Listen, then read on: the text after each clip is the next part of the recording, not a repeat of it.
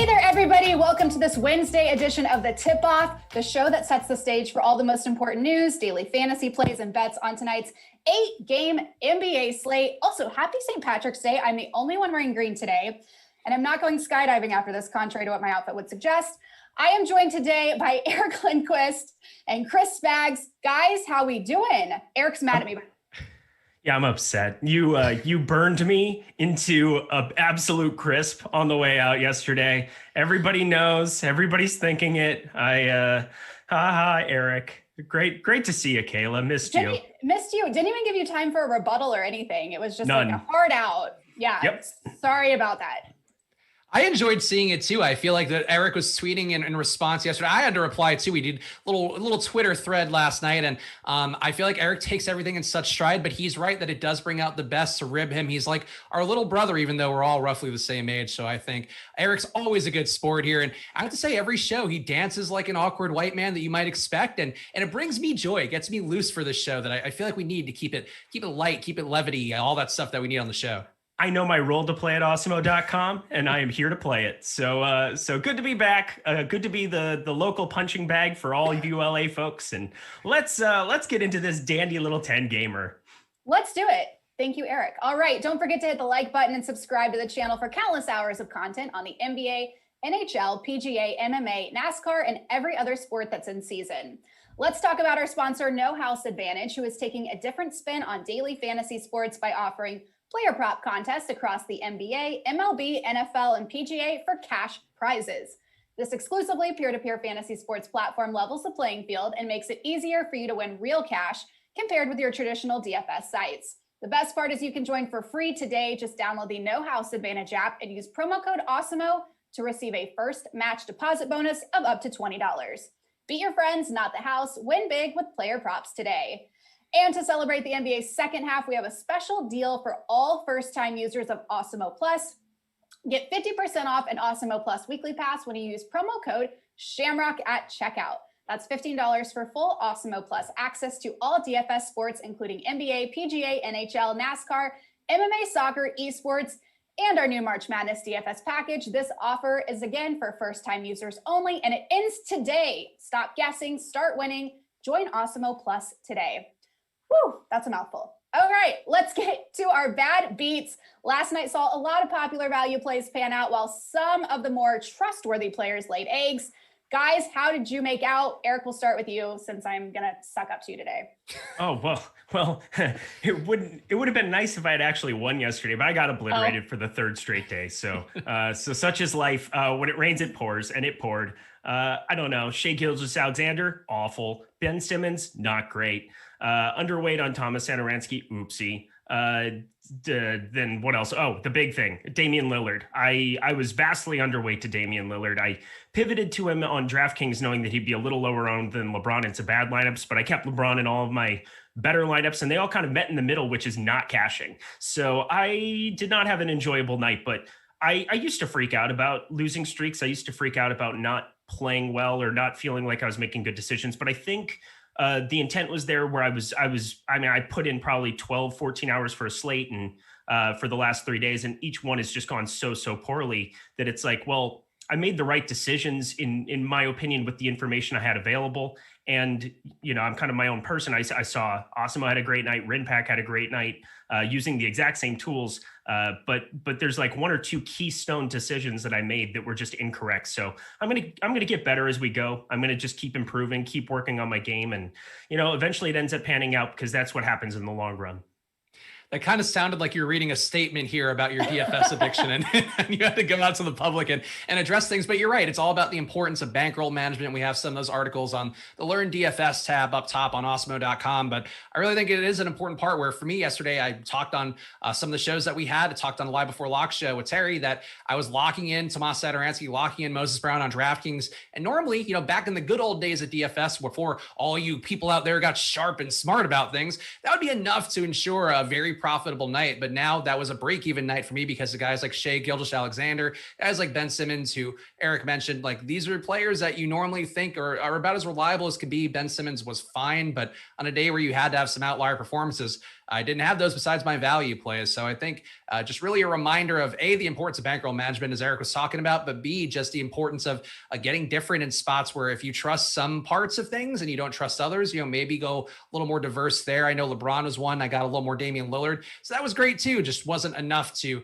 help push me over the top. So always got to be on top of things, but I think especially, being on top of a few right parts and then knowing to be able to randomize and go basically slot machine with some of the other spots in your optimizer, I think could be a viable approach these days to try to capture the upside you need to have to win a GPP, whether it be on DraftKings or FanDuel. All right. Before we get to our key news, I just have to ask, why are either of you not wearing green? Because St. Patrick's Day is a farce, and I don't want to have anything to do with this stupid holiday that I can't even go do anything for. I mean, I'm not going to go socially distance at a bar today. It's for St. Patrick's Day. St. Patrick's Day is meant to be rowdy, or it's meant to do like what I'm doing and just working straight through it. I think for me, we finally ran the Irish out of my buildings. No, that's just, I think it's, I don't really own anything green that felt good. And honestly, because we're not going out, because we're doing this job all day, I'll be doing this show. Then I hang around for 5 hours and do this, the late slate sweat and swap show with Greg Ehrenberg later. And for me, that just doesn't open up a lot of time, combined with the current pandemic situation. I feel like I'm not trying to get blackout St. Patrick's Day drunk, and instead we'll spend my money wisely on DFS and betting today. I think that's the right move. Well, you guys don't have to wear green in order to go out and drink. You know that. No, right? You do. You can't do one without the other. That's just a basic correlation play, Kayla. Yeah, I don't want to get pinched by 48 strangers. That seems also like a place I'm not interested in being in my life right now. But I am getting my first vaccine shot today, so I am excited. I'm also just tired of the Irish trying to kiss me all the time. It's like, grow up, Irish people. Like, Yep. I mean, that's the cross you have to bear. That's really what it is, Spags. You're just too, I mean, it's the backwards hat. It's the money time, if you will. That's one word for it. All right, let's get into our key news. Kyrie Irving was ruled out right before the show with a groin issue. As we established Monday, I do not like that word. For Brooklyn's game tonight at Indiana, Spags, is James Harden a lock play now with the surprise absence for Kyrie? And what other Nets could benefit from this? So, we always are hesitant to say the word lock plays, but I do think what you look for in these situations where a player does end up being a lock or end up being somebody that you end up on 100% of the time through your sorting process is a guy who's priced for a situation that he's not supposed to be in. And that's really where James Harden is. Kyrie, there's no reason to think he was going to be out today. He's going to benefit. James Harden's going to benefit a lot. Just the extra possessions that go around. Kyrie's a 30% usage rate guy, still has over a 25% assist rate for himself. And Harden's not going to be, he's not going to be Houston Harden. I think that's something to always keep in mind here. He's not going to be putting up a 50% usage rate and a 50% assist rate, basically killing every single possession, but he's still going to be in the mid 30s usage, maybe close to 50% assists. I think that's really where you want a player to be at. And his price being reasonable, I think he gets close to a lock play, even though on a 10-game slate, Eric, you can always move away from a player, even if they do look fantastic on paper. Yeah, well, speaking of fantastic on paper, 331 minutes with Kevin Durant and with Kyrie Irving off the floor this year. 34.6% usage, 13.8% rebounding rate, 56% assist rate. Those are just Looney Tune kind of numbers for a guy that if you can fit him in any kind of your lineup, steady, you do it. The one pushback I will have is that this is a 10-game slate. There are some amazing game environments on it. First and foremost, right off the bat with the Washington Kings game, not all of those pieces are going to be cheap. So if you're trying to build, I think there is like a viable, quote unquote, balanced lineup type route on this slate because of how many good plays will be in the 4, 5, 6K range. But yeah, James Harden is your top spend up option on this slate. We've seen a crazy amount of line movement there. That game's going to stay close more than likely. Right now, sitting with a 1.5 point spread. Nets opened as 3-point favorites.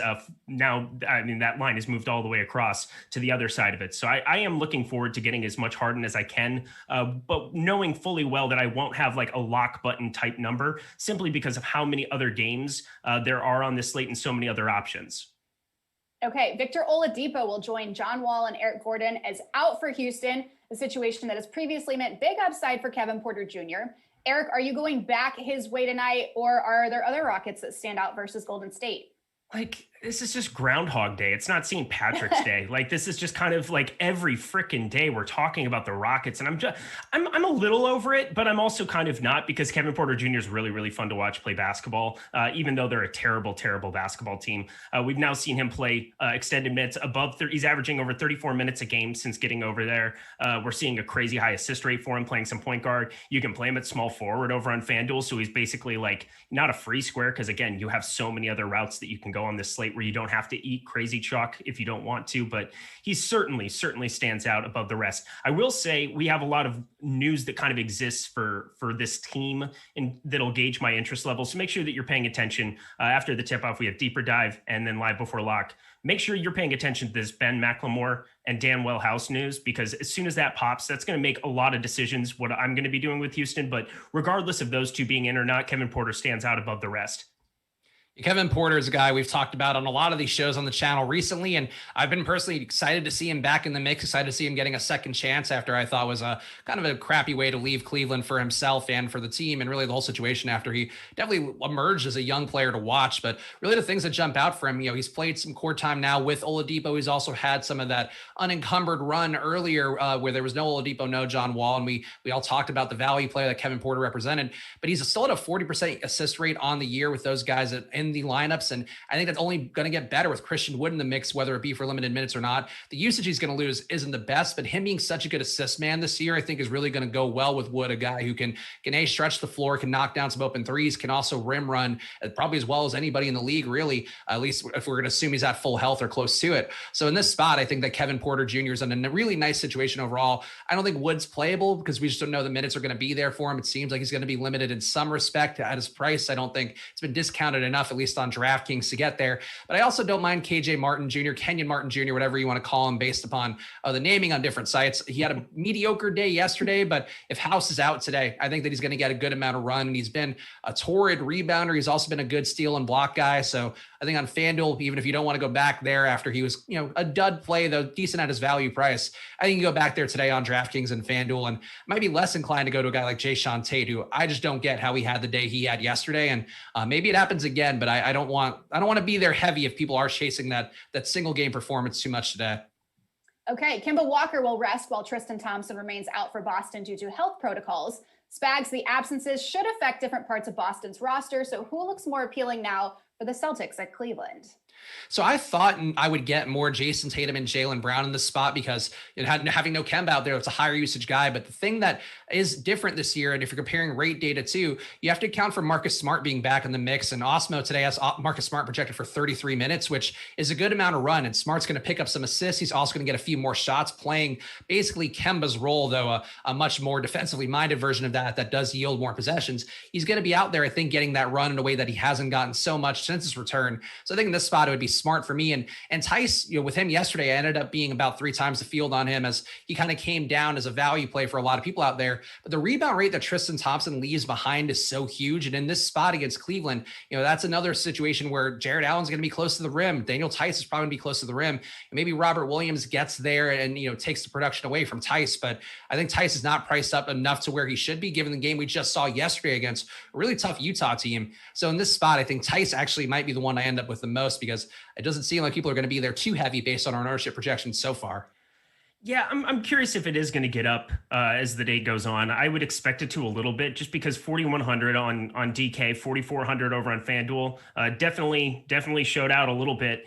I think people are going to kind of chase that game, similar to like what they might do with some Tate stuff. But again, you have so many options. There are 20 teams available to us today. So if you don't want to be going a chalky route, it's going to be very easy to go over to the boom bust tool, find some leverage in some other places, and it's going to be a viable place to go. Obviously, yeah, I wish that I had seen Daniel Tice play a little bit more run towards the end of that game. That's kind of the one pushback I have. 26 minutes. They seem to want to cap him. Obviously, he had the talk earlier with Brad Stevens about kind of like falling out of the rotation, and they were going to go to some smaller lineups. Utah was about as big of a lineup as you could possibly ask for in that matchup across from him. Cleveland with Jared Allen there. I'm kind of thinking that maybe Daniel Tice kind of can blend in and play a little bit more 5 there. Robert Williams obviously is somebody that I was hoping was going to get a little bit more extended run too. I went to a little bit of him on DK where you can play 2 centers and do it, but getting capped out at 22 minutes against Derek Favors in the second unit, that was not very enjoyable for me there. So I'm not like overly optimistic on either one of those plays today. I think I'm probably going to be going elsewhere for a lot of my power forward center exposure, but I totally understand the play why you might want to go there. Obviously, Jaylen Brown is somebody that I continue to not get right, but now he's down to 7,300 over on FanDuel. That's going to be a tough number to get away from. Pascal Siakam is expected back for Toronto, while Fred VanVleet was upgraded to questionable after both were out for health protocols. Eric, how does this affect your interest in the Raptors versus Detroit? I just don't want to play any of these guys. None of them. I mean, they're going to be way, way overpriced. Not even just like appropriately priced, but way overpriced. We're talking, Siakam is going to be unplayable. We don't really know what those minutes are going to look like. Boucher 7,100 on DK, a guy that we know can spike a tremendous upside if he gets run, but like, where's that run going to come from with Siakam back? They've shown a propensity to just kind of bury him there. And now Baines has been playing in the starting unit, been playing and performing somewhat admirably in a lot of these spots, given his unit or his run's been decreased of late here. But we did see 2 back-to-back 29-minute games or 30-minute games, the 3 games and 4 games ago. So like, I just don't know where these minutes are going to be at. It just feels like a complete stay away that you don't really need to take any of these chances on a slate of this size. Yeah, I think I'm on the same page there. This is sort of the inverse of what we talked about with Harden, where he's not priced for a spot in which Kyrie Irving is going to be out. These Raptors are priced for a spot where they've had OG Anunoby, Pascal Siakam, and Fred VanVleet out since before the All-Star break. So a lot of the potential upside, even if these guys are back in, or even if Fred VanVleet stays out, it's been priced out of it. And I think you could justify getting the Kyle Lowry if VanVleet doesn't make it in. He's still questionable right now. But I think besides that, I really agree with Eric. I don't see a single guy here you'd want a slow-paced spot against a Detroit defense that does stink, but does play very slow. I just feel like going to Toronto tonight on a 10-game slate just seems like a bad move. Okay. In the same game, Rodney Magruder was downgraded to doubtful for the Pistons due to an elbow injury. Magruder was a popular value play the other day. Spags, does anyone look appreciably better without him on Detroit? A lot of people out there recently have called me out for talking about Jeremy Grant and saying that I might be getting paid. So that's the buzz on the street about me. And I think it may surprise you guys with this take, given that lead. And I think Jeremy Grant becomes a better play here. And I think part of why he actually did take a downturn last game was Magruder was really pushing his own usage up, was actually assisting at a pretty good clip, was getting his shots up. He's been getting his shots up all year long. But I think that takes enough away from Jeremy Grant, where to me, Jeremy Grant's a guy that really just needs nobody else out there who wants to take a shot for the most part. And if you don't have Magruder out there, if you don't have Wayne Ellington, you still don't have Dennis Smith. I think as long as Josh Jackson doesn't start, I feel like you're going to get a pretty decent situation for Jeremy Grant today. So I'm willing to go back there. His price has come down even more on DraftKings. I feel like that jumps out a good amount to me. And I will try really hard to not let him sink me, as I would encourage really all of you out there, because Jeremy Grant, one of the most volatile players, even in times where it feels like he shouldn't be volatile, and having Pascal Siakam, some more qualified defenders on Toronto's side back, maybe it's not the best upside spot, but I want to be there a little bit because Jeremy Grant's going to have a good game one of these days, guys, and we're all going to breathe. We're all going to have great success as a result. So is Michael Porter Jr. Oh, we all have our dogs that we got to root for every time. Yeah, there is that. So if you went over to popcornmachine.net, which is kind of where I spent a lot of my time, just making sure that I can check out some of these rotations, I have no worries about Jeremy Grant whatsoever. I hope people get off of him because they look at that box score, only see the 27 minutes. He didn't play the entire from 3:12 left in the third quarter. And then he didn't play the entire fourth quarter. He didn't play the last 15 minutes of that game because it was completely out of hand. They had a bunch of like nobodies come in for Detroit and keep that game close. So like, I think the run was just indicative of the fact that, yeah, it only ended up being a 10-point game, but like that second unit came in and just like blitzkrieged a little bit of those San Antonio Spurs towards the end of that game to make it look better than it actually was. So Jeremy Grant still had over a 20% usage there. He's going to be the go-to guy on this team. I think Josh Jackson becomes very, very interesting at shooting guard at 4,900 over on FanDuel. You can play him at multiple positions over on DK at 5,100. I have a lot of interest in going that direction. Delon Wright, I never get him right, which is ironic. There's a joke there. I'm not going to use it because it's boring. But 5,800 on DraftKings, I could see myself having a little bit there. 5,400 on FanDuel is kind of primarily where I would want to go to. So as much interest as I don't have on the Toronto side of the ball, I do have some serious interest in a lot of these pieces, regardless of it being a slow matchup for Detroit. Okay, Joel Embiid remains out for the Sixers in a game against Eastern Conference rival Milwaukee. Eric, which players look the most appealing in a tough matchup, but potentially high-scoring matchup for Philly? Yeah, I was kind of surprised at this total a little bit. I mean, it was bordering 235, and just like last night, that was kind of triggering to me a little bit. It just seemed a little bit high, but that's kind of the Milwaukee effect of late. They're just getting in these high tempo games and just outscoring people. It's been really fun to watch on those ends because that you think of them in previous years having a pretty good defensive front, and that illusion is just kind of it's gone here at this point. Obviously, Ben Simmons isn't somebody that I'm very happy with at the moment. But on FanDuel, I think a lot of these guys are just so well priced. I mean, Ben Simmons is 7,900 now on FanDuel with no Joel Embiid. That's going to be really hard to get away from. Tobias Harris played fantastic yesterday, a guy that I should have had more of as well. I didn't know he played 38 minutes, which coming off of the last couple just kind of shot up the production there. Put up 49.2 on FanDuel. I'm happy to go back to that direction as well. The one guy who's kind of sneaky, well, I don't know if he's going to be sneaky at this point in time, but Dwight Howard got up to 28 minutes, and I kind of was expecting him to get more run than Tony Bradley. I wish I'd followed that impulse a little bit more. Obviously, yesterday was a day where center in general wasn't nearly as good as what it is today. But I do think that him over on FanDuel, taking some shots there, hoping that those minutes kind of stay in that direction. Maybe he's the preferred guy that he will close out in this game against Milwaukee. 5K, I really like that for Dwight Howard, something that I might be willing to roll the dice on in a couple lineups. I don't know that I see it for Dwight Howard on DraftKings quite as much at 5,800, but I do think Ben Simmons going to be another pay up to be contrarian move for me with him again today, where I think he looks good. I agree with Eric. His FanDuel price looks fantastic. I think that's going to be one it's really hard to get away from. But Simmons and Tobias, really two guys who grade out pretty well for me. And I don't hate the idea of Danny Green. I think if Ben Simmons does have a good day, a lot of it's not going to come from suddenly shooting a bunch of threes in this spot, which Milwaukee would love. They'll probably give him all the room he can. But I think it's going to come from him creating out of that opportunity where they're going to try to goad him into putting up some shots. He's probably going to get some more time attacking the rim and setting up some of these other shooters. I think that very much could be Danny. One guy I don't know what to do with, but I just feel like is going to be overowned again anyway. And maybe not after he wasn't the most fantastic play yesterday as Dwight Howard got the 28 minutes. But Tony Bradley, I just feel like people have been chasing a lot here. And sometimes with a guy like Tony Bradley, who mostly was getting blowout run up until the last couple of weeks, he did have a couple starts without Joel Embiid in the mix. But I think Tony Bradley's rates on the year is so much worse playing alongside Ben Simmons because you're going to see more rebounds go his way. You're going to see more possessions go Ben Simmons' way. He's not going to always pass it Tony Bradley, which I think is a pretty big difference from him playing a lot of his run over the last couple of years in Utah is really a primary function of him as a backup unit or really a blowout units. Same thing for Philly this year for the most part. So I wouldn't play Bradley today, I feel like, but really Simmons and Tobias Harris, I think two guys you should want to get above the field on because they're going to be very lowly owned on DraftKings. Okay, and our last bit of key news for tonight, DeMar DeRozan remains out for the Spurs for their game against the weak defense of the Chicago Bulls.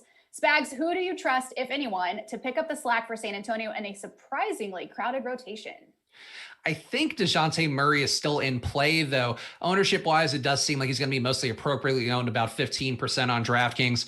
Jakob Poeltl, though, is a guy that interests me for some of what we saw yesterday from Moses Brown, and I think that was what really made you feel confident going against Chicago, is that, A, they're now playing smaller, though. They did change it up in the second half with Wendell Carter starting over Thad Young, so maybe that does end up the case today, too, with another guy who's going to really be able to crash the glass, and if Chicago misses shots, I think Poeltl could have some more upside. The rest of these guys, though, Keldon Johnson, I know is going to have a good game at some point, but I don't want to be there waiting for it over and over again every night. I feel like the same thing for Derek White too. That steals game is still going to make him look more appealing than not. But I really think for him, he's kind of lost in the quagmire of DeJounte Murray, who's shooting a lot, killing a lot of possessions. I don't know if I trust the upside. So the Spurs project well. Like I'll never be mad about getting one of them in a lineup, but I think if you have lineups that are heavily consisting of Spurs, I just feel like that's not going to be ever a good move. Agreed. I think the one guy that I might have some interest in, just because he's appearing in the optimal about 9.3% of the time, he's still not overpriced. The guy who burned me on Monday, Derek White. I'm going to go back to the well a little bit there. Jakob Poeltl also going a little underrepresented. You're getting a positive leverage score over on DraftKings going to him, but yeah, it's just not a team that's going to be super exciting to be rostering. DeJounte Murray has been the guy with DeMar DeRozan out. Happy to go back to the well on a couple shares here and there, but like Lonnie Walker isn't a high enough usage guy for me really to have interest in there. I saw some smattering of Drew Eubanks talk around the industry. I'm not very excited about going that direction, although 22 minutes, 3,100 on DK where you can play two centers Like, it just all feels very, very thin for me. And yeah, on FanDuel, Jakob Poeltl 5,600, he's going to project out well. Keldon Johnson's now under 5K. But yeah, as I said, we're just watching him continue to self-combust. I shorted him the other day. He got up to 32 minutes and did nothing in them. I'm going to kind of wait on that too. That's kind of a wait and see approach for a rookie that's just kind of figuring it out still. All right, we're going to head over to our one-on-one. But before we do, Spags, I have to ask, is today your birthday or did someone just make that up? No, my birthday's in October. So I think that's just a YouTube bit that people do. But I know we could celebrate as much as we want. Take the shine away from those Irish that I'm bashing on the show for no particular reason. Yeah. I just didn't want to not wish you happy birthday if it was in fact your birthday. Okay. Yeah, I mean, you can. Look, you're just a little bit early, but there's nothing wrong with that. True. You did look older today. There's Thanks. that. I can tell I'm not sleeping well, Eric. Thanks for pointing it out. God, This is why everybody's so mean to you. Well, no, somebody did literally call me out. They said that Eric just woke up, and I'm like, well, I was writing an article till 3:30 in the morning. So yeah, I slept in a little bit till like 9 for once. So thank you very much. Yes, ready to rock for you. I did this for you. I have a great eye cream that you both can use that will help with that. Oh, no, I mean, here's the thing. I'm always tired of people objectifying men. I know, Kayla, you see it all the time, and maybe you turn a blind eye, but the fellas are deserving more than this in International Women's Month. I think that's really what I honestly think being a white male in America is very, very difficult right now. And that's a joke, by the way. We have it so easy. It's stupid. There's actually a great Bo Burnham sketch on that. The guy who plays piano and does all the musical numbers for stuff. Go check Bo Burnham being a white guy in America. It's made to be ironic. It's an ironic song, but so true. We have it way too easy. That took a turn. Woo! All right, let's get into our one-on-one. In these battles between stars, which player would you rather have in NBA DFS or prop bets tonight? First up, we've got DeJounte Murray. I'm all thrown off, thanks, Eric. Has shown flashes of stardom in his last few games with no DeMar DeRozan and LaMarcus Aldridge. Tonight, he plays Zach LaVine, a man who has also seemingly benefited from past first player Tomas Satoransky. These are a lot of names. Starting alongside him, Eric, who do you prefer in this one-on-one, Murray or LaVine? I'm probably going to go towards the Murray route, just getting a little bit of a discount. It's not really something that I'm too worried about going to in either direction. Like both of them are appropriately kind of where they should be priced. And I'm a big fan of going either direction. I just want to let it be known, guys, that I was making just kind of a comment. It wasn't something that was made to be anything serious. Obviously, it's a joke. I'm very aware. Cancel Eric. I'm very aware how lucky it is to canceling. be. I'm just letting it be known. Continue on. Go ahead, Spags. I'm going to cancel Eric for his take on DeJounte Murray. I am team Zach LaVine, and I think really part of the reason why this works better, I think this is part of why Billy Donovan made the change for Chicago, is that Satoransky really does open up more possessions for LaVine. Even though he's going to get some shots up, he's really there to set up LaVine each play, and he's taking some of the lead ball handling opportunities away from LaVine. But I do think limited sample size, seeing what you see, but LaVine gets more usage in court time with Satoransky than he does with Kobe White. Goes back to a 33.5% usage guy, maybe a little bit more depending upon the game. And I think in this spot against San Antonio, a team who defensively, I think still, sticks to their discipline, sticks to whatever of Greg Popovich, I just feel like there's a lot of upside for LaVine, even on the back-to-back. And I love the way that Satoransky plays every game. I might just be biased here because he was the one shining spot alongside Moses Brown in my lineups last night. But I just think it's a nice combination, and I'm willing to get to LaVine again because I don't think people are appreciating the minor change that can come from not having Kobe White up there, a guy who is gobbling up possessions and honestly not being the most efficient with them. Ben Simmons and Tobias Harris both stand to benefit from Joel Embiid's aforementioned absence in tonight's Sixers game versus Milwaukee. But which of the key Sixers do you want more in this one-on-one? Simmons or Tobias, Spags? I think for me, I'm going to go towards Simmons just because I think he's going to have to be more of a playmaker today. And I think this is something we talk about a lot with Milwaukee, where they are not as good defensively as they were last year with Eric Bledsoe and some of the other guys who they had in the mix, even though Eric Bledsoe certainly, killed them offensively at times there and killed many DFS players as well at times. I think defensively, he did offer something up they're not quite getting yet from Jrue Holiday with, his COVID and all the other issues he's had. But I think in this spot, Simmons creates more. I think if you're going to sell out, if you're Milwaukee and you're competent defensively, you're a well-coached team, you're really going to try to not let Tobias Harris get going. And you're going to try to, I think, let Danny Green, maybe let Seth Curry get some more looks at the expense of trying to keep Tobias Harris, in check. And I think that's where I really think Simmons can thrive, is setting up those other shooters, creating opportunities, getting into the paint, getting his own shots, and then setting up off of that. I feel like Simmons, to me, like this is a chess match kind of game. And I think this is one where he's going to figure it out and actually have really good results. So Simmons is a play that I like a lot on DraftKings and FanDuel, but much more than the field on DraftKings, especially. Yeah, I kind of like both for the most part. I mean, obviously on DK, you're getting the discount going to a little bit of Harris in that direction, but Ben Simmons does fill up a stat sheet in so many different ways. He has the triple double upside. I like going that direction. Tobias Harris, 8,400.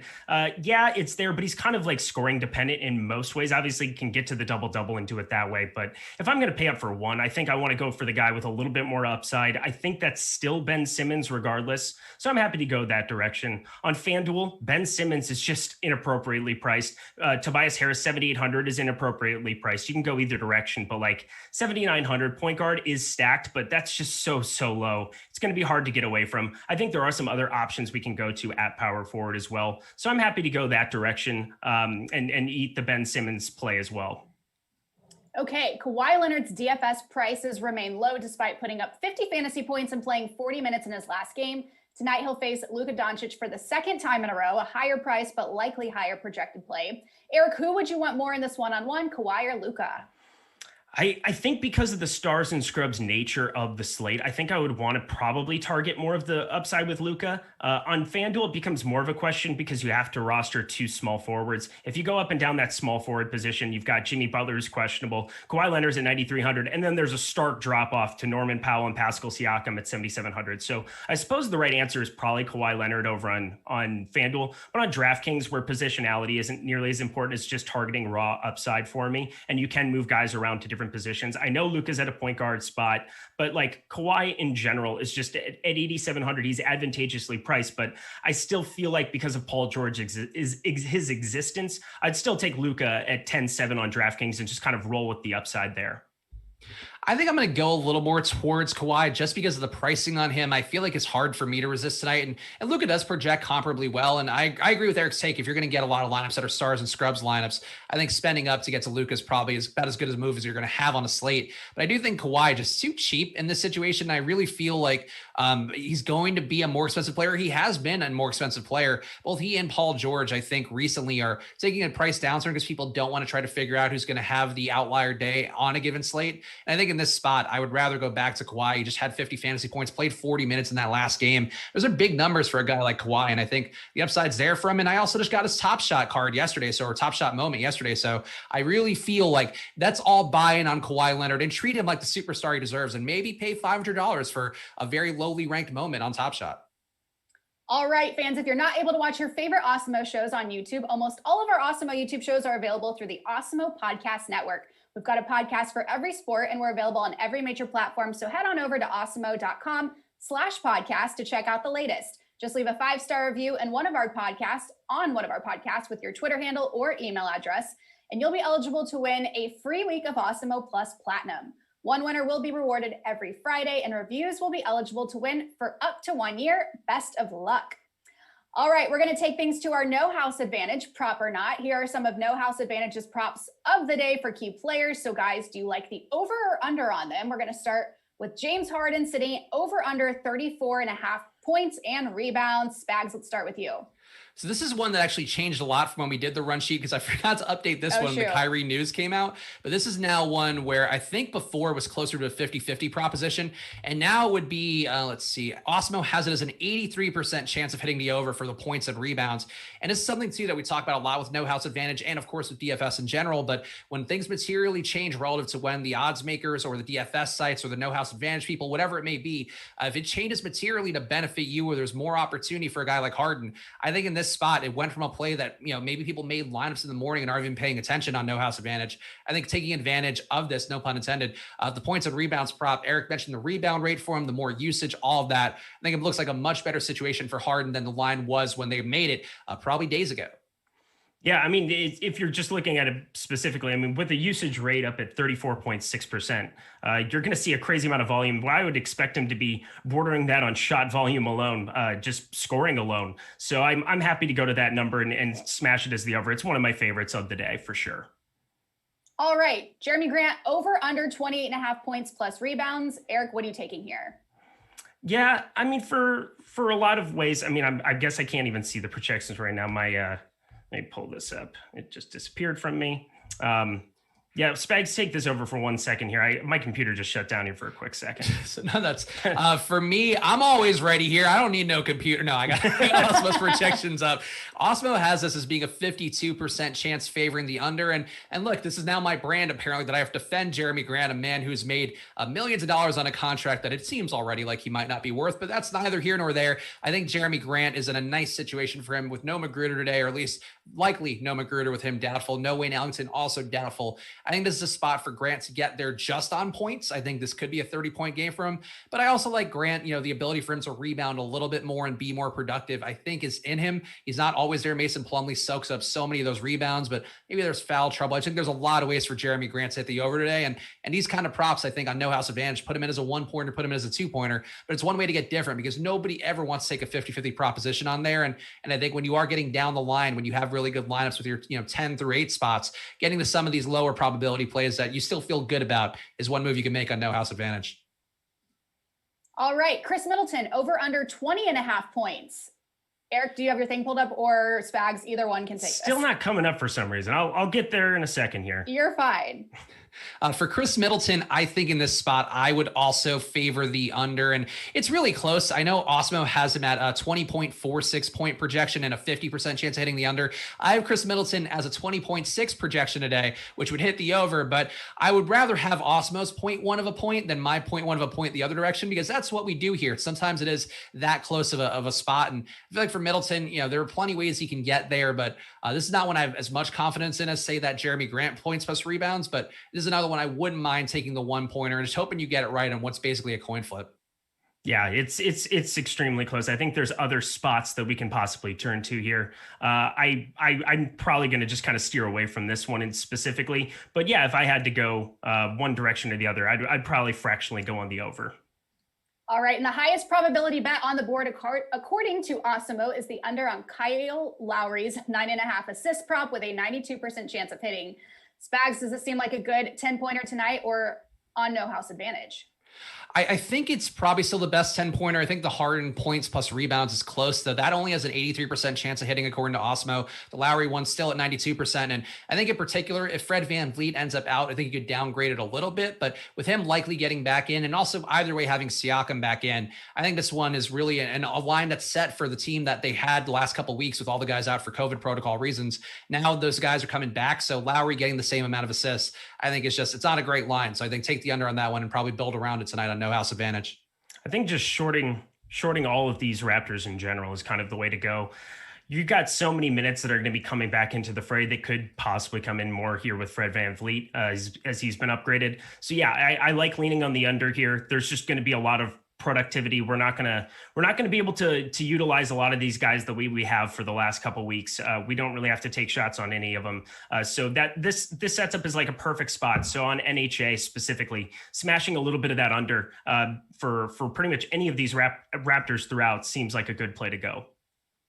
All right, let's head over to our DFS hedge. Guys, how can you hedge daily fantasy lineups with a bet like taking the over on a prop for a player you're fading tonight? Eric, we'll start with you. Let me see. Yeah, we're still not pulled up. Yeah, I've got everything kind of shorting out here for me for 1 second. I've got it. Even your computer canceled you today, Eric. Wow, what a tough day. What a day. What a day it's been already. No, I think for the most part, go ahead, Spags, you got it. For the DFS hedge, I feel like for the DFS hedge to me today would be probably going under on the Tomas Satoransky props out there. He's a guy that I know the chat's talking about him now, feels like he's bad chalk. I feel differently. I don't think he's going to have the same upside that he had yesterday, but he's not priced for a guy who's starting, who's I think the part that Chicago needs right now to get this team running the way they want to heading into the play-in game here. And I know we're short on time with just 5 minutes left for the deeper dive, so I just want to get that take out there. That Tomas Satoransky, I love him, but that said, I'm going to be so heavy on him tonight. I think that I will probably want to take the under on props for him just to try to hedge against everybody else being right and me being wrong. And don't forget, sorry. Go Eric. Go ahead. You got it. No, you go. Yeah, I was just going to say that I could probably just see myself continuing the trend. I know I'm not going to have them in DFS, but again, these Raptors, depending on how that news shakes out, just continuing to take the under on them in the prop market as well makes a lot of sense. Awesome. And friendly reminder, win percentage and ROI percentage tools on oddshopper.awesemo.com to see some of the highest probability bets according to Alex Awesemo Baker every single night. Let's get into good dog, bad dog. In real life, there is no such thing as a bad dog. In betting and DFS, there are a lot of underdogs who may have no chance in their games. So guys, who's a good dog to target tonight and who's a bad one? Spags, your good dog is.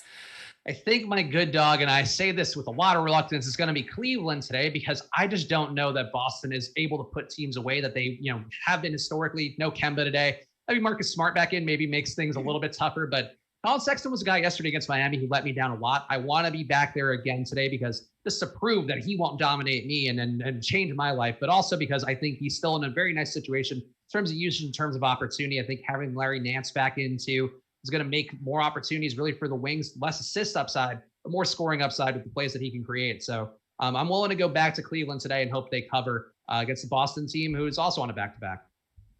I think I'm going to take the Brooklyn Nets. Now that line is moved all the way to 1.5, I do like being able to ride with a couple of these guys. We've seen some productive outings from some of these ancillary pieces of the Nets. I know Indiana's starting to get a little bit healthier, but that line moved only to, 1.5 on the other side. I still like targeting the Nets. They're a pretty darn good basketball team up and down. Obviously, Kyrie Irving is a big piece. That's why it moved to 4.5, but I still feel pretty darn good about like targeting the Nets in general with how well James Harden's been distributing. I think he can kind of take over for one game and just be able to run the show. So I'll ride him as my good dog.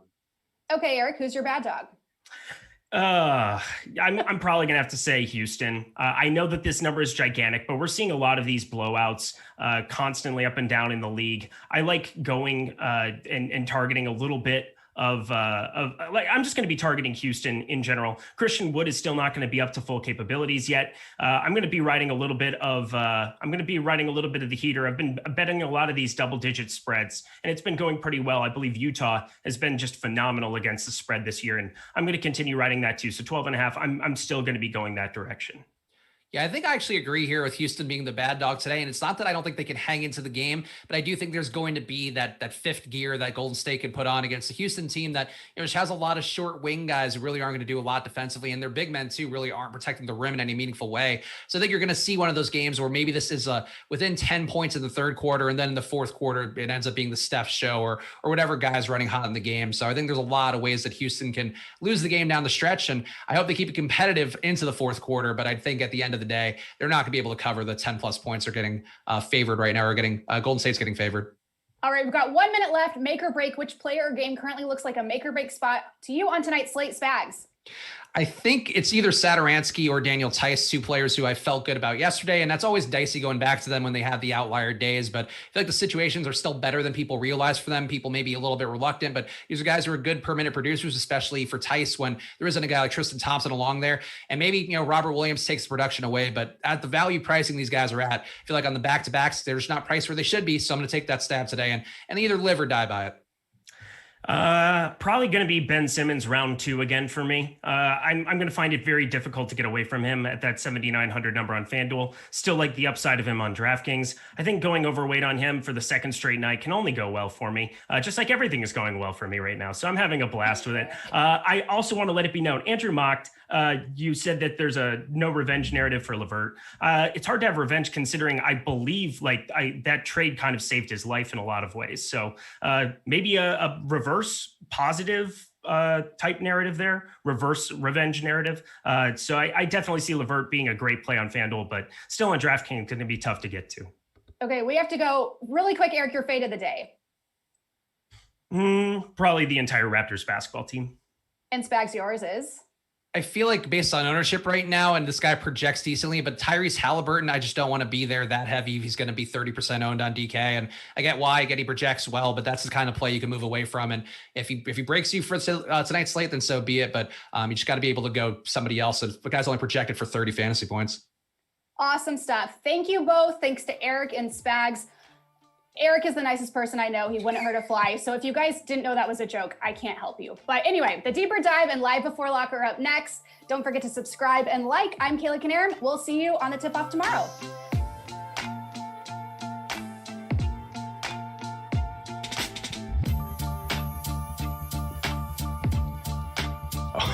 Eric with a quick exit.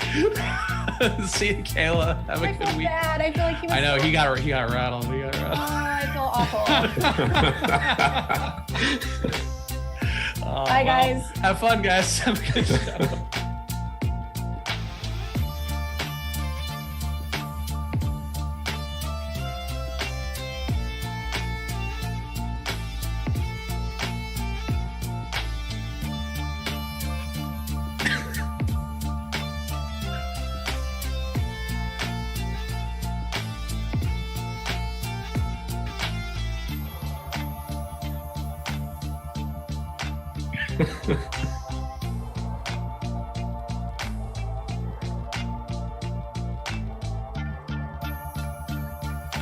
And on St. Patty's Day.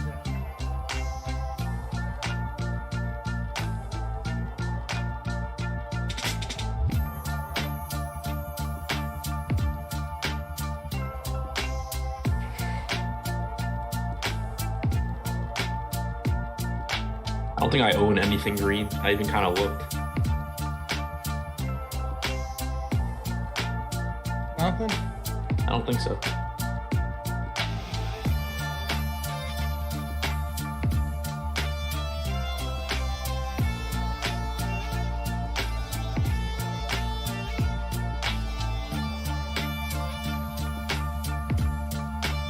Let's go.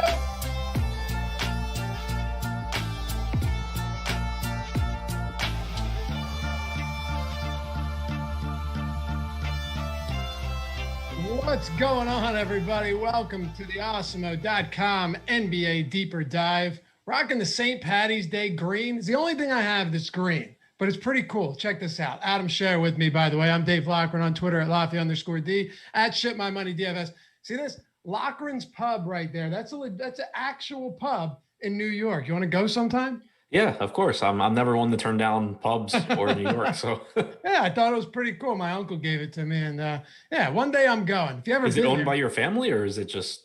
What's up? Is it owned by like an extension of your family, or is it? I would imagine I have some relation to them down the line, but I have no idea. Like, it's just, I thought it was a cool shirt because it's my name and it's a pub, and I like my name and I like to drink, you know? Of course.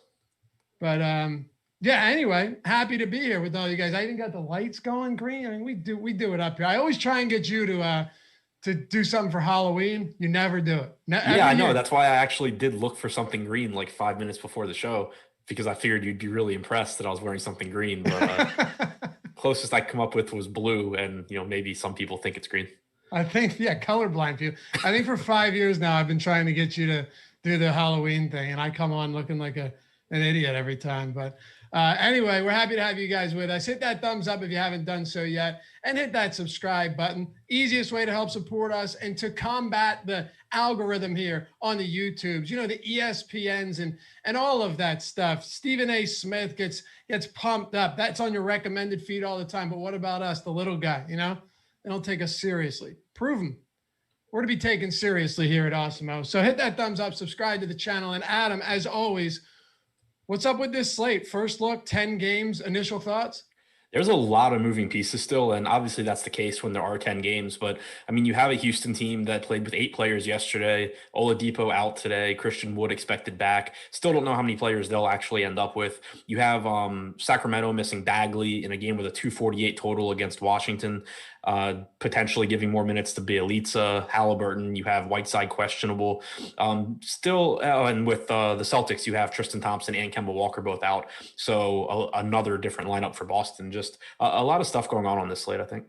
All right. Well, we got about an hour and 10 minutes to break down 10 games. Then we'll turn it over to the Live Before Lock crew. Let's kick it off with the Sacramento Kings and Washington Wizards. What a game to start with, man. This total opened at 246, and it's actually climbed since I did the strategy show earlier today. You're sitting at 247, Adam, and a 2-point spread. So both of these teams have implied totals into the 120s. There's no Marvin Bagley. We'll start it with the Kings. No Bagley and Hassan Whiteside questionable. So you just alluded to someone like Nemanja Bjelica.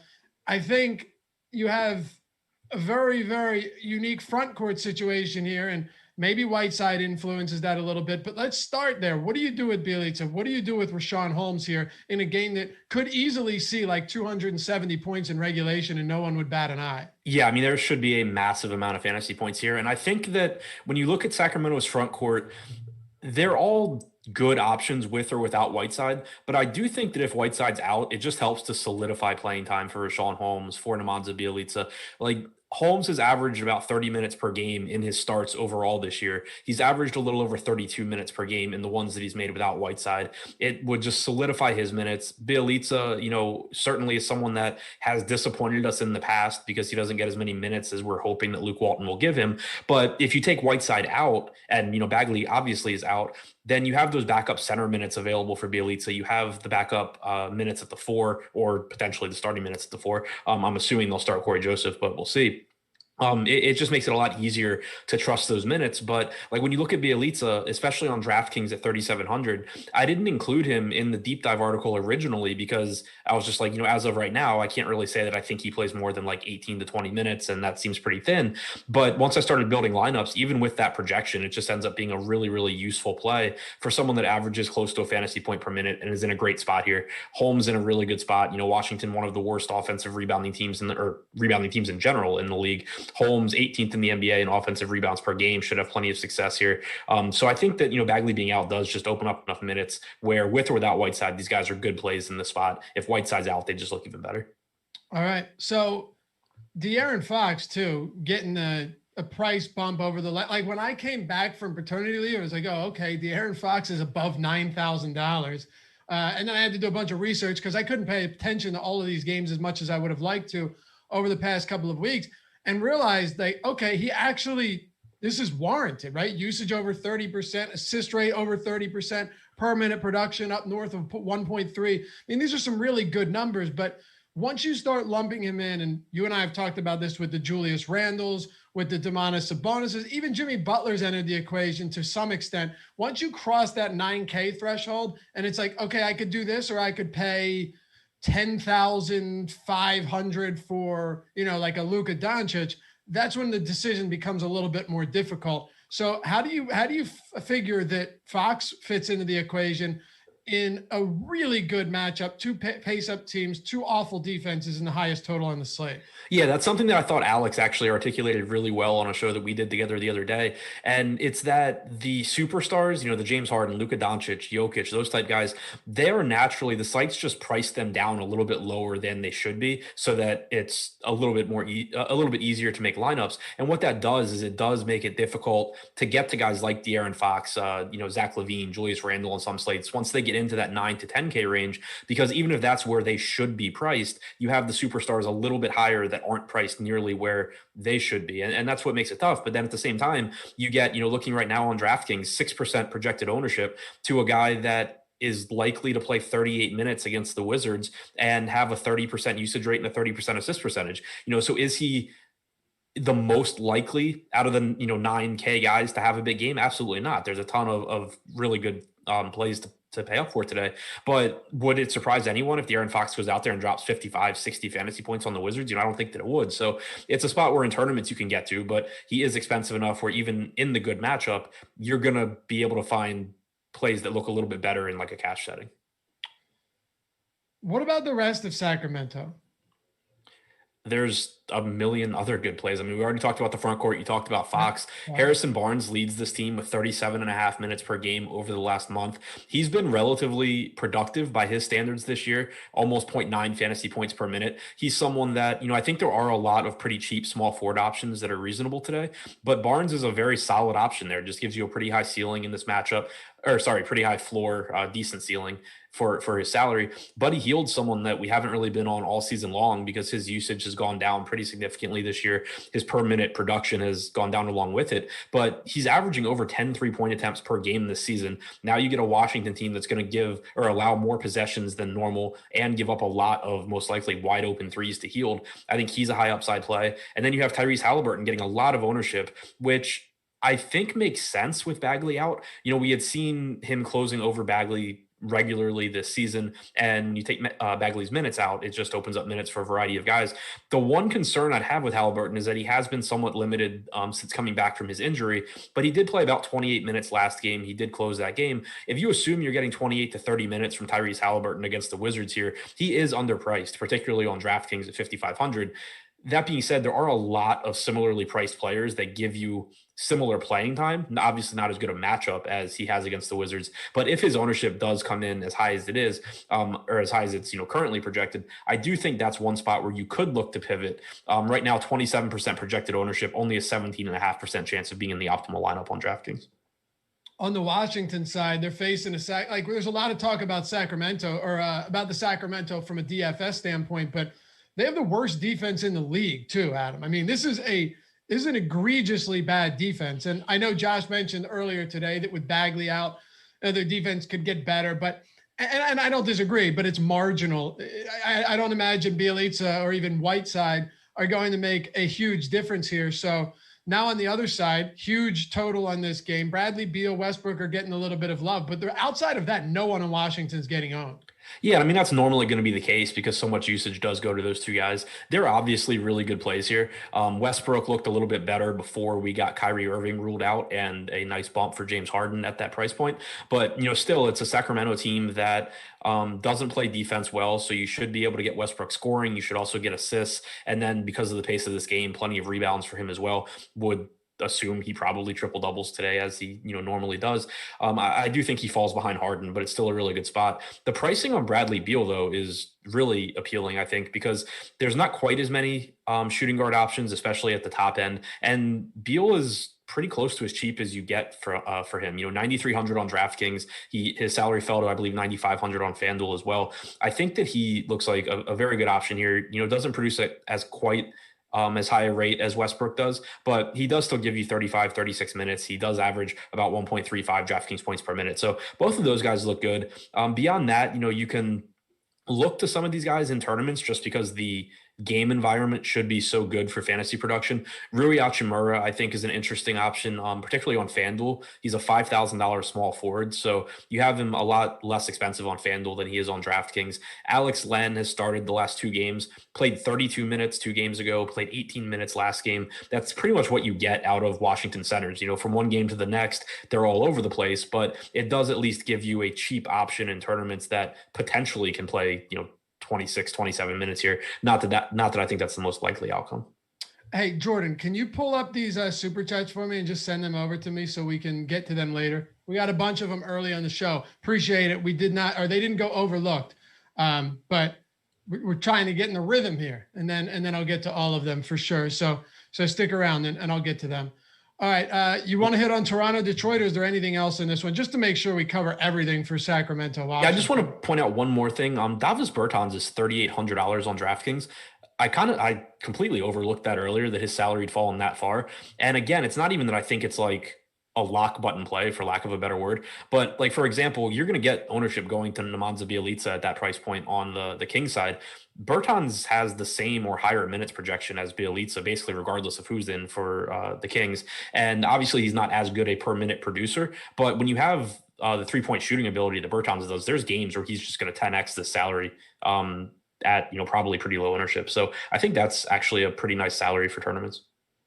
All right, so let's go to Toronto and Detroit. Toronto Raptors, they went from Fred VanVleet being doubtful. Now he's questionable. Siakam's questionable. So there's a chance that both of these guys play, Adam, and then there's a chance that neither of them play. OG Anunoby's already out. They're 4.5-point favorites on the road, 217.5 total. I'm assuming you have that. Do you have both of them projected in right now? Do you have one in, one out? I have them both in, right? I have them both in right now. So let's talk about it with them both in. My assumption is that if all of them are in, they're far less appealing team. Yeah, I don't think they're an overly appealing team regardless, but if they are all in, they become less appealing because you have Kyle Lowry, who went from being around 7K with everyone healthy to now he's 8,600 on DraftKings. I think that's a warranted price if Siakam and VanVleet are both out. I wouldn't say he's underpriced, but it at least makes sense why he's that expensive. But if you bring those guys back, then you're back to, Kyle Lowry being basically a 1 to 1.05 fantasy point per minute guy that, yeah, he's going to play 36, 37 minutes, but that's a very expensive price tag, especially in the context of this slate. You have Chris Boucher priced up. He's another one where he has a very high ceiling if Siakam is out, but if he's in, you're not getting enough minutes to feel remotely comfortable going to Chris Boucher at 7,100. Siakam at 7,300 would be fine, but still not something that really stands out to me here. Same goes for Van Vliet at 8,100. So, overall, I don't really think I have much interest in the Raptors one way or the other. But if Siakam and Van Vliet were ruled out, you could at least look to the same three guys, Lowry, Boucher, and Powell as tournament options. Yeah. So not a priority. Would you say, let me put it this way, add a little context here. If both Van Vliet and Siakam are out, would you still say there are no priorities, but they're just much better plays than they currently would be? Yeah, that's exactly how I would put it. Okay. What about on the Detroit side? They don't have a particularly high total at all. They'll be without Diallo, who they just got in that trade from OKC. Ellington's doubtful. Magruder and Dennis Smith Jr. are both questionable. So still some things in flux here. I know these aren't big names, but they are, semi decent sized rotation pieces, at least Ellington in a sense like this. So is this would anything change your mind or put guys in play if, say, a few of these guys end up sitting, or is this kind of just a team that you already know what you're doing? Kind of. So I think that there are moving pieces here because Magruder's now doubtful as well. So you have. Oh, is he doubtful now? Yeah. Okay. So you have, Magruder played 25 minutes with Ellington out last game. He's now doubtful. You're most likely going to get. Well, you're going to get someone new in the starting lineup, assuming Magruder doesn't play. Dennis Smith's questionable. So, that is one piece that potentially could play minutes off the bench. But, you'll probably get a decent amount of minutes going to Frank Jackson. You'll get some minutes going to Saban Lee. Damboya will pick up some more minutes. So I don't think that if Magruder's out, there's necessarily one player that wasn't already in play that becomes a really good play. You could, throw tournament darts at a 3K Frank Jackson, but like outside of that, I think the one spot where I'm interested more so today than I was last game is Josh Jackson, who played 26 minutes last game. And that was something that we expected would most likely happen with Ellington out. But now you take Magruder out as well. I think it helps solidify those minutes even more for Jackson. You could see him push 30 minutes here. And he's got like a 29% usage rate in the games that he's played without Blake Griffin and Derrick Rose this year. So, he's a high usage guy. He's not the most efficient scorer, but there's not really that many guys on Detroit. They're going to be taking shots away from him. He can do a little bit as, in terms of rebounding and picking up assists as well. I think at like a $5,100 salary on DraftKings, especially with guard and forward eligibility, Josh Jackson looks like a pretty solid value. I think so too. I just wish, he got a little bit more love on a team that really doesn't have many quality players. If you have nothing else from this one, let's move on so we can get to some of these good games. I just wanted to mention the pricing on Jeremy Grant and Mason Plumlee is pretty appealing. DeLon Wright too, like they're secondary plays, I think, but these are guys that should play around 30 minutes, in Grant's case more, and they all average a fantasy point or more per minute. All right, so Brooklyn and Indy. Brooklyn was a 3.5 point favorite earlier in the day. Kyrie Irving ends up being out. Kevin Durant, Blake Griffin are out for at least another week. Now they're 1.5 point dogs on the road, 230 total. And now what you've got here is just James Harden, who is in a similar situation that we saw him last year in games where Westbrook missed. And I mean, you probably have the numbers on hand, but if you've played DFS long enough, you know that James Harden, when he is the only ball dominant player, the only like true scorer on the floor, the numbers are nuts. 50+% assist rate, 40+% usage, almost 1 3/4 fantasy points per minute, sometimes more. Like the numbers are out of this world, Adam. And now he goes up against a mediocre, middle of the road Indiana defense without KD and without Kyrie Irving. Yeah, like if you pull up, he's played 3 games this year since joining the Nets where Irving and Durant were both out. And it's just more of the same that you saw in Houston. Like you said, 1.72 DraftKings points per minute, 36% usage rate, 54% assist percentage, 13.5% rebounding percentage. This is just a player where like a lot of times, like one example that I know we've had recently is where Kristaps Porzingis is in or out. And you can say, whether it benefits Luka or not, but the main takeaway is that, it doesn't make Luka someone that like you have to have basically. It's the opposite with Harden. I mean, LeBron James and Davis, another example where, James is maybe a little bit better, a little bit higher ceiling, but he's not a guy that sees a drastic improvement. Harden just goes from averaging like 1.55 to 1.6 fantasy points per minute to 1.7 to 1.8. Usage rate skyrockets, assist percentage skyrockets. You start getting like those 80 to 100 fantasy point games as like legitimate expectations, legitimate outcomes for Harden here. So on a slate this big with as many pay up options, I'm not saying like you have to play James Harden in all your lineups, but I think he's very clearly the number one pay up on this slate now that we know that he's playing without Kyrie. I just saw your Halloween DM. Now, what do you do with, like, normally just the way that you and I were talking about Washington, where it's Westbrook and Beal and nobody else, usually, especially with Kevin Durant out, it's Harden or Irving and nobody else. There were times, of course, where DeAndre Jordan was getting a little bit of love, given that his price was down. Jared Allen was just traded. But just outside of those circumstances, it's those two guys usually, or it has been since KD went down. Now, James Harden is pulling like 40+% ownership right now on DraftKings. Outside of that, there's nobody above 15%. So even without Kyrie, should we still expect to see a very little ownership on the rest of the Brooklyn Nets? I think so, because there's a lot of sort of obvious plays on this slate that people are gonna be funneled towards. But I think that's what makes some of these secondary Brooklyn pieces interesting targets in tournaments. You'll just want to pay attention, set groups so that like you probably don't want like Bruce Brown and TLC in the same lineup together, or Landry Shamet with those guys. Like I wouldn't really want more than one of the non-Harden, Jordan, like Joe Harris type pieces, because to at least some extent they cannibalize minutes and production from each other. But there are Tyler Johnson at minimum salary.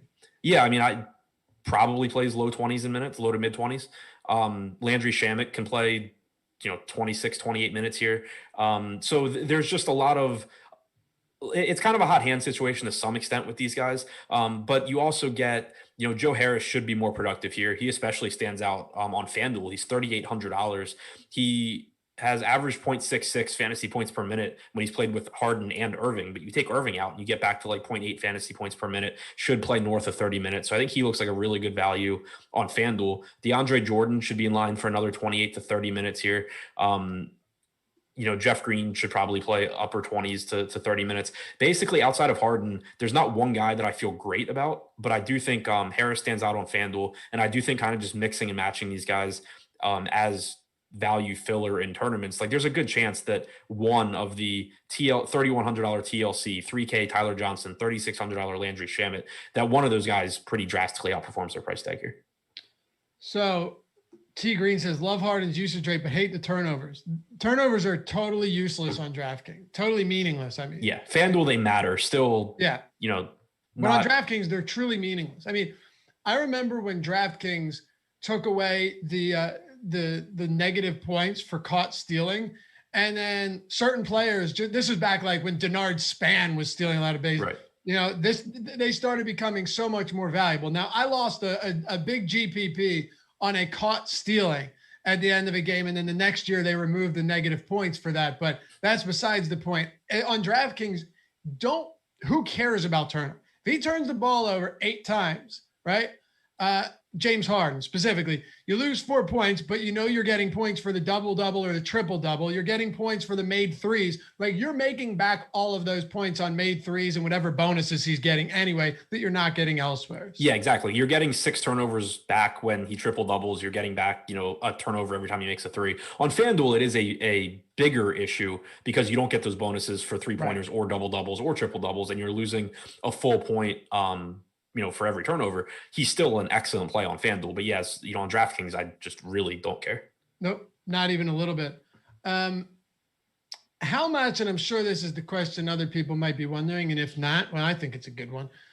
How much does your mind change though on these specific players? Because they're all getting like 4, 5, 7, 8%, these guards with Irving out. How much does it change when we get the starting lineup? How much does my interest in them change? Like how much weight are you going to put in to the starter, whoever moves into the starting lineup tonight, once we get that? I mean, like it would make me feel better about so let's say Tyler Johnson is starting. I'd feel better about his minutes. I still wouldn't necessarily expect him to score like, one fantasy point per minute or anything like that. But if you get a starting lineup where it's, I don't know, Brown, Harden, Harris, Green, Jordan, I would feel worse about Tyler Johnson's minutes than if Tyler Johnson is starting. Yep. Okay. So Indiana, now they're favored, slight favorites. This should be a competitive game. Are you on anybody? I mean, we both talked about how Brooklyn has played better defense lately, but they're still not a juggernaut defensively. And Kyrie Irving getting out, it's not going to exactly hurt their defense. But at the same time, it's not a team that you shy away from either. They've just been improved from the awful team they were earlier this year. Yeah, I mean, the thing that gets difficult with Indiana for the most part is that on slates this big, and especially with as much news as we've gotten and we're waiting on, it's almost definitely going to be a slate where the lineups that win tournaments have, multiple stars and then they punt multiple positions. And when you look at Indiana, you have, Brogdon is perfectly fine at 7,200. Sabonis is fine at 9,400, but you can just kind of make better plays by finding someone more expensive than Sabonis and cheaper than Brogdon, and it's not really that difficult to do. So, I think that they're fine. They're not guys that I'd be prioritizing. The one thing that is a priority here is that Karis LeVert is still $4,400 on FanDuel. I really have no idea what they're doing with pricing. Like, they're just increasing him like $300 every slate, despite the fact that he's played 27 and 29 minutes in his 2 games since joining Indiana. If you look at what he's done, there are some concerns. He's got about a 29% usage rate, but his assist percentage is down around 10%. And that's something that with the Nets, you could count on him to get some assists. He's 5th so far in potential assists per game since joining the Pacers, behind the 2 obvious ones, Sabonis and Brogdon, but then also behind, I think, like Aaron Holiday and one other, probably McConnell. I don't remember who the other one was, but I know he was 5th. So the point there being that, like, when you look at his DraftKings salary, there's reason for concern there. He's a scoring dependent player that isn't getting a ton of opportunities to do anything else. On FanDuel, though, I don't care. He's 4,400. He's playing probably 30 minutes. He's got almost a 30% usage rate. He's still one of the easiest plays on the slate on FanDuel. R. Stanley says, Laffy looks like he lost a lot of weight, not getting any sleep. That's death. No, actually, I weighed myself this morning, and I'm the exact same weight I was. The whole sleep part, sure, but I don't know. Maybe Green is thin. I don't know. I heard you got a pretty good nap yesterday afternoon. I fell asleep in my office chair and missed a work call that I lead, so that was good. Anyway, do you have anything else on Brooklyn or Indy? No. All right, so Milwaukee and Philly. So the Bucks are 5.5-point favorites here, which really isn't that much. Sixers, I've said this a bunch, have actually played pretty well without Joel Embiid. Erased a decent deficit yesterday to beat the New York Knicks. 235 total in this game. What happens to your exposure to Giannis now that James Harden is just rightfully so very much chalk? Yeah, it makes Giannis, the way I put it in the deep dive earlier, a luxury more than a necessity here. Whereas on recent slates, Milwaukee had played against Washington, for example, and it was just kind of you're starting your lineup with Giannis and then figuring out the rest. Now you're starting with Harden and figuring out the rest. So it makes Giannis a very good play in tournaments, just because the ownership is naturally going to be lower. And if you are avoiding James Harden, which again, I don't recommend, but if you are, it better be with someone that can go out there and get 70 plus fantasy points in their current situation, which Giannis, is one of the only guys on the slate that can do that. So I think that he's a good tournament option. It's just that you're going to be prioritizing Harden over him because you're expecting more minutes from Harden. You're expecting more fantasy points per minute, and he's just going to look like a little bit better option. All right. Well, let's see. The Bucks outside of Giannis are, unless you ask Josh, top 10 Middleton, are not someone that should necessarily be getting a whole lot of ownership on a slate like this. 10 games, a lot else going on. And that's exactly what we're seeing, right? There's really nothing. 5% own Middleton. No one else is even any higher than that. Giannis has come down to around 14% projected ownership on DraftKings. On FanDuel, Middleton getting a little bit more, up north of 10%, but a pretty low-owned team for the most part. Yeah, and I think they should be. Like, there's just nothing the salaries don't really stand out. I think Drew Holiday is a good value at 6,300 on DraftKings, 5,800 I think it is on FanDuel. Like, he's averaged almost 1.1 fantasy points per minute in his starts this year. He has averaged 32 minutes per game. He looks like a good value on a smaller slate or a slate that didn't have like 100 guards to pay up for. And a ton of value, he'd be a pretty useful piece. Today, though, I just don't really think he's going to be that useful because it's not going to be that difficult to find cheap guys that, project as better point per dollar plays. All right. So on the other side of this one, you've got no Joel Embiid. He's out for, at least the next couple of weeks. Ben Simmons, Tobias Harris will start there. Tobias Harris, a really, really awesome game yesterday. He's done a great job of closing games out as well. From a fantasy standpoint, is he a killer? No, you're not really going to, and maybe you could prove me wrong here, Adam. We could actually look at the numbers and the ceiling, but he's just not going to give you those 60 fantasy point games all that often, if ever. I don't even know if he has one on the year, but it's a game that could stay close, should be relatively up in pace. What do you do with Harris and Ben Simmons? So they both are priced better on FanDuel than DraftKings, which obviously is the case for a lot of people. But on DraftKings, I think they're both fine. You have $8,900 Simmons, $8,400 Harris. Going back to last season, Simmons has averaged 1.3 DraftKings points per minute without Embiid. This year, he's at about 1.4. Harris this year at 1.36 DraftKings points per minute, 29% in usage rate, 13% rebounding percentage, 15% assist percentage, up a little bit as well. So you are getting increased production without a doubt from Harris and from Simmons. You're just kind of paying for it at this point on DraftKings, whereas on FanDuel, $7,900 for Simmons is crazy. He's another one that, Bennett or is hurt by FanDuel scoring. Turnovers are obviously weighted more, but he doesn't get those double bonuses that he does on DraftKings. But it's made up for by the fact that he's $7,900 over there. Tobias Harris only $7,800 against the Milwaukee team that he should be able to get some open looks against. They're a good defense, but they also play at a fast pace. So I think that they're both good tournament options on DraftKings. I'd be surprised if I got either one in cash. On FanDuel, though, I think that they're very good, tournament cash, whatever you're playing. They should be guys that are on your short list. Okay, so the peripheral guys on this team are kind of difficult to predict, and Doc Rivers has shown a propensity to mix things up once in a while. As far as last night goes, I think we were kind of both right about the closers, because Dwight Howard was out there for most of the fourth quarter, and then the final 2 minutes of the game were closed by Matisse Thybulle. So yeah. I guess we can both take a W here. I'll lean it slightly more towards you because Tony Bradley didn't get a ton of minutes, but we did see once again Thybulle close out the remainder of that game for his defensive acumen in a competitive spot. Yeah, and wouldn't be surprising at all to see that again tonight against Milwaukee. I mean, you have Holiday, you have Middleton, you have Giannis, plenty of guys for Matisse Thybulle to be out there to deal with. But I think the main takeaway, and it was the main point that we made last night too, is that I don't anticipate getting more than 20 minutes from Tony Bradley. And we kind of saw it yesterday where when you and I did the show, it was okay, even, if you are getting 18 to 20 minutes of Tony Bradley, that's a pretty good value. Then we got Capella out, you got, moving parts, and Bradley ended up not really being a particularly good option, even ignoring the fact that he had a terrible game going into the slate. I didn't think he was a particularly good option by the time Locke hit. Kind of the same thing tonight, could Tony Bradley have a big game in 18 to 20 minutes, or could he play more than 20 minutes? Yeah. But I think the most likely outcome is that you're getting 17, 18 minutes from him. And there's no shortage of cheap centers on this slate that you can look at and say, they could do well. And they're a little bit cheaper than Bradley.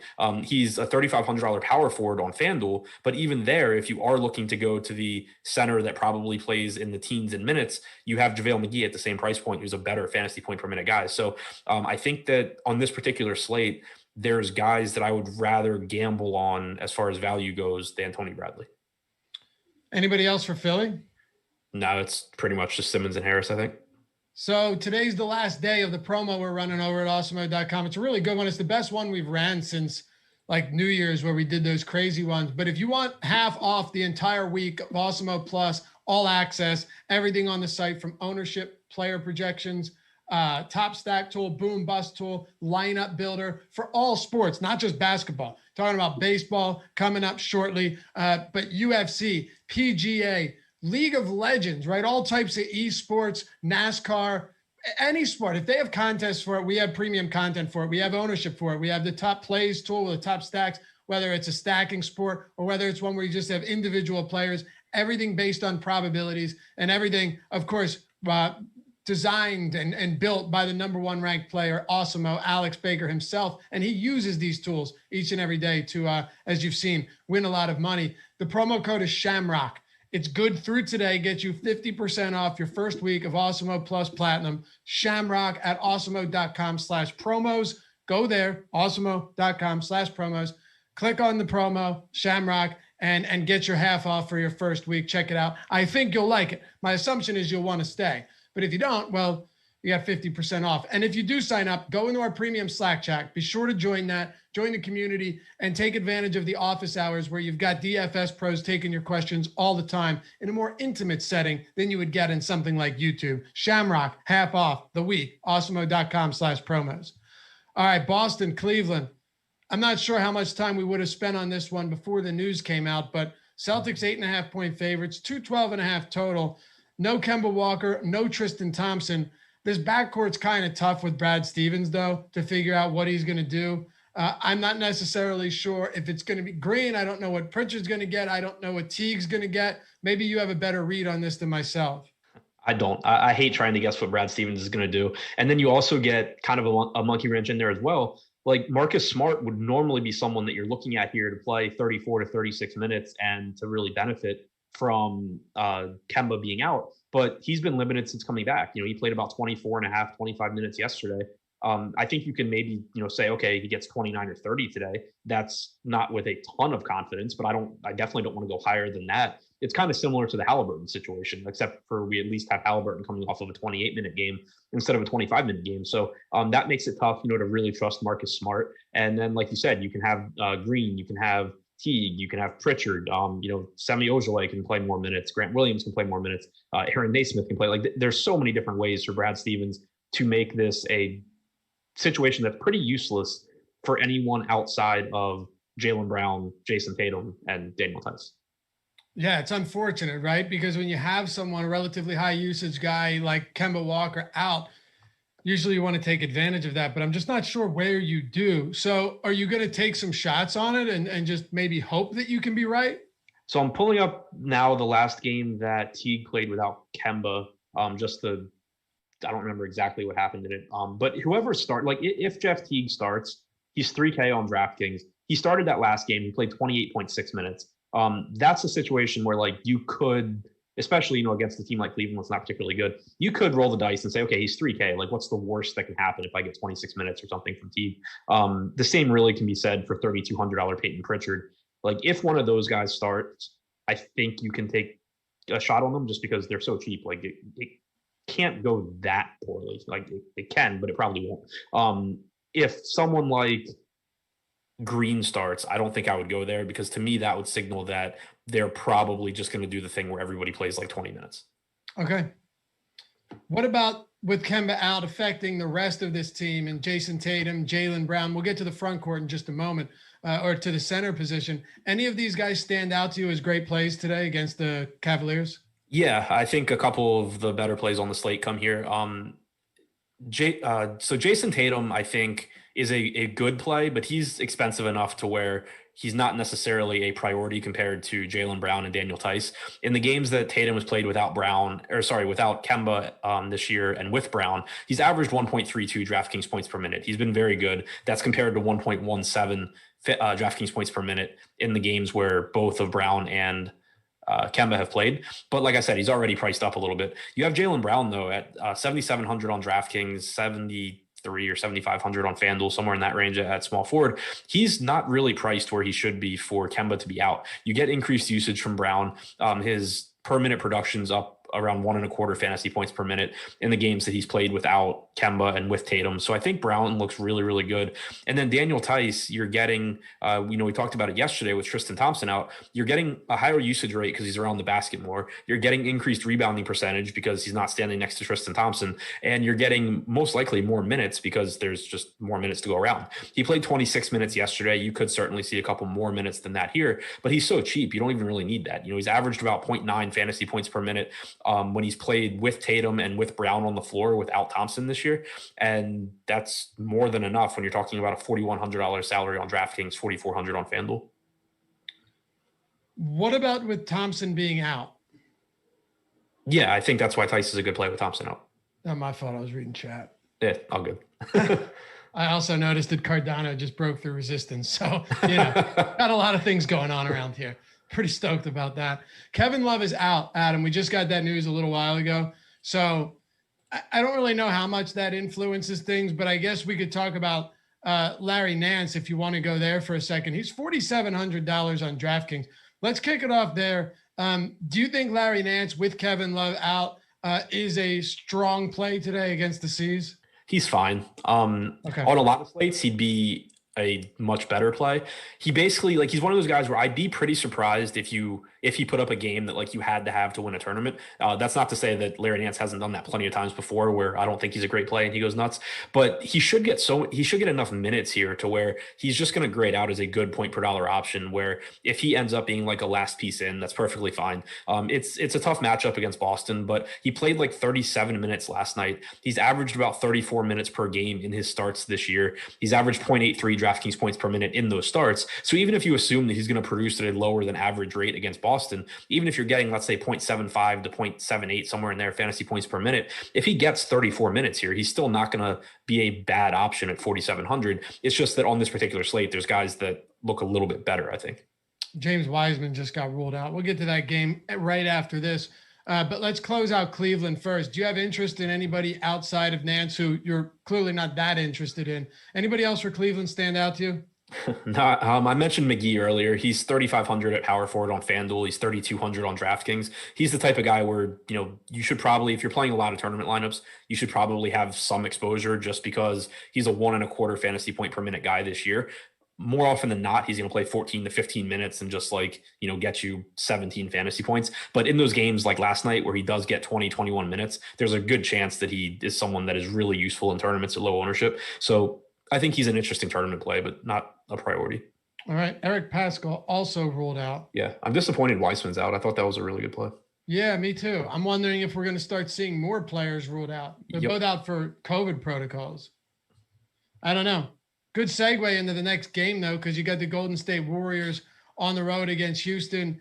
If you bet against Houston recently, you're just raking in money. Seriously, if you just bet against Houston every day, and especially the night before, because for some reason, like on DraftKings, the line is just super soft and then it corrects early in the morning, you're doing fantastic because they get smoked every game. There aren't a lot of teams that you're like, oh yeah, I'll lay 12.5 points or 12 points or 11 points. But man, it's been just an absolute brutal scene for them. They got no Oladipo in the second of a back-to-back, Adam. They have no John Wall. Christian Wood's returning, but he hasn't played since the 4th of February. So my assumption is he'll definitely be limited. Eric Gordon's out. PJ Tucker's not playing. It's just a really, really bad team. Yeah, we have Daniel House questionable, Ben McLemore questionable. Hopefully we get an update in 2 minutes when the 5:30 injury report comes out on those guys. But right now, so like yesterday they played with 8 bodies. We know Oladipo, who played yesterday, is not playing today. We expect Christian Wood, who did not play yesterday, to play today. So that's still 8 bodies. And then you have a questionable McLemore. You have a questionable House. If those guys play, McLemore and House, Kevin Porter Jr. looks like a fantastic option. Don't care who's playing. 6,800 on DraftKings, 6,300 small forward on FanDuel. Played 40 minutes yesterday, should play 36 plus today. Usage bump without Oladipo. Wood to some extent limits that, but like you said, I don't expect Wood to play as many minutes as Oladipo does. So Porter, I think, looks great no matter who's in. If House and or McLemore sit, Sterling Brown should play a bunch of minutes. 4,600 on DraftKings, 4,800 on FanDuel. Not the best per minute guy, but this should be a fast-paced game, and he should play a ton of minutes. Kenyon Martin as well would benefit if House and McLemore are out. I'm a little concerned about Martin because we haven't seen what the rotation looks like with him and Christian Wood. He'd kind of been playing minutes behind Justin Patton, so I don't know if potentially he loses minutes here with Wood coming back. And his salary did get more expensive. He's up to 50 or 5K flat on FanDuel now after being minimum salary. But if they have 8 bodies, you're still probably getting like 28 minutes or something from Kenyon Martin. So he look okay. Jayson Tatum coming off the best game of his career last night. He's someone that's kind of interesting because on the one hand, his rebounding numbers could be hurt by Wood coming back. But on the other hand, we've actually seen him do a decent job as the facilitator this year. He has a 12% assist percentage without Oladipo, Wall, or Harden on the floor. So with this backcourt being depleted, maybe you see him get enough in the way of peripherals to still be a decent value option. But I think the guy that really stands out here is Kevin Porter regardless of who else is playing for Houston. It's really tough not to love Kevin Porter today. And Christian Wood, we both agree he's very likely going to be limited. Even alongside Oladipo yesterday, we saw what happened on a team where you're right. Like Jayson Tatum played well. Martin had played a ton of minutes off the bench. It's unfortunate because I had a decent amount of him, just didn't play well, but got the minutes. But with Kevin Porter, I'd rather have, if you're talking about just overall opportunity, take Oladipo off the floor and put Wood on the floor, who hasn't played in a month and a half. I don't really see any way Kevin Porter doesn't come through, from an opportunity standpoint, right? Like he might just suck. That's possible, but it would be pretty shocking if the usage isn't there, especially given the path that they've taken to get him back into the league, kind of a reclamation project out of Cleveland into the G League, back onto the Houston Rockets. And now you pretty much have Steven Silas working with a team that is going nowhere very fast. Why not give him as many minutes as you possibly can to close out the season? Yeah, and the thing with Kevin Porter is like, he's not this G League guy that the Rockets are trying to develop and Legit give a chance, prospect. and he's been playing well. He was like, from a talent standpoint, people thought he was a top 5 player in that draft. He went at the end of the first round because for the same reason he got kicked out of Cleveland.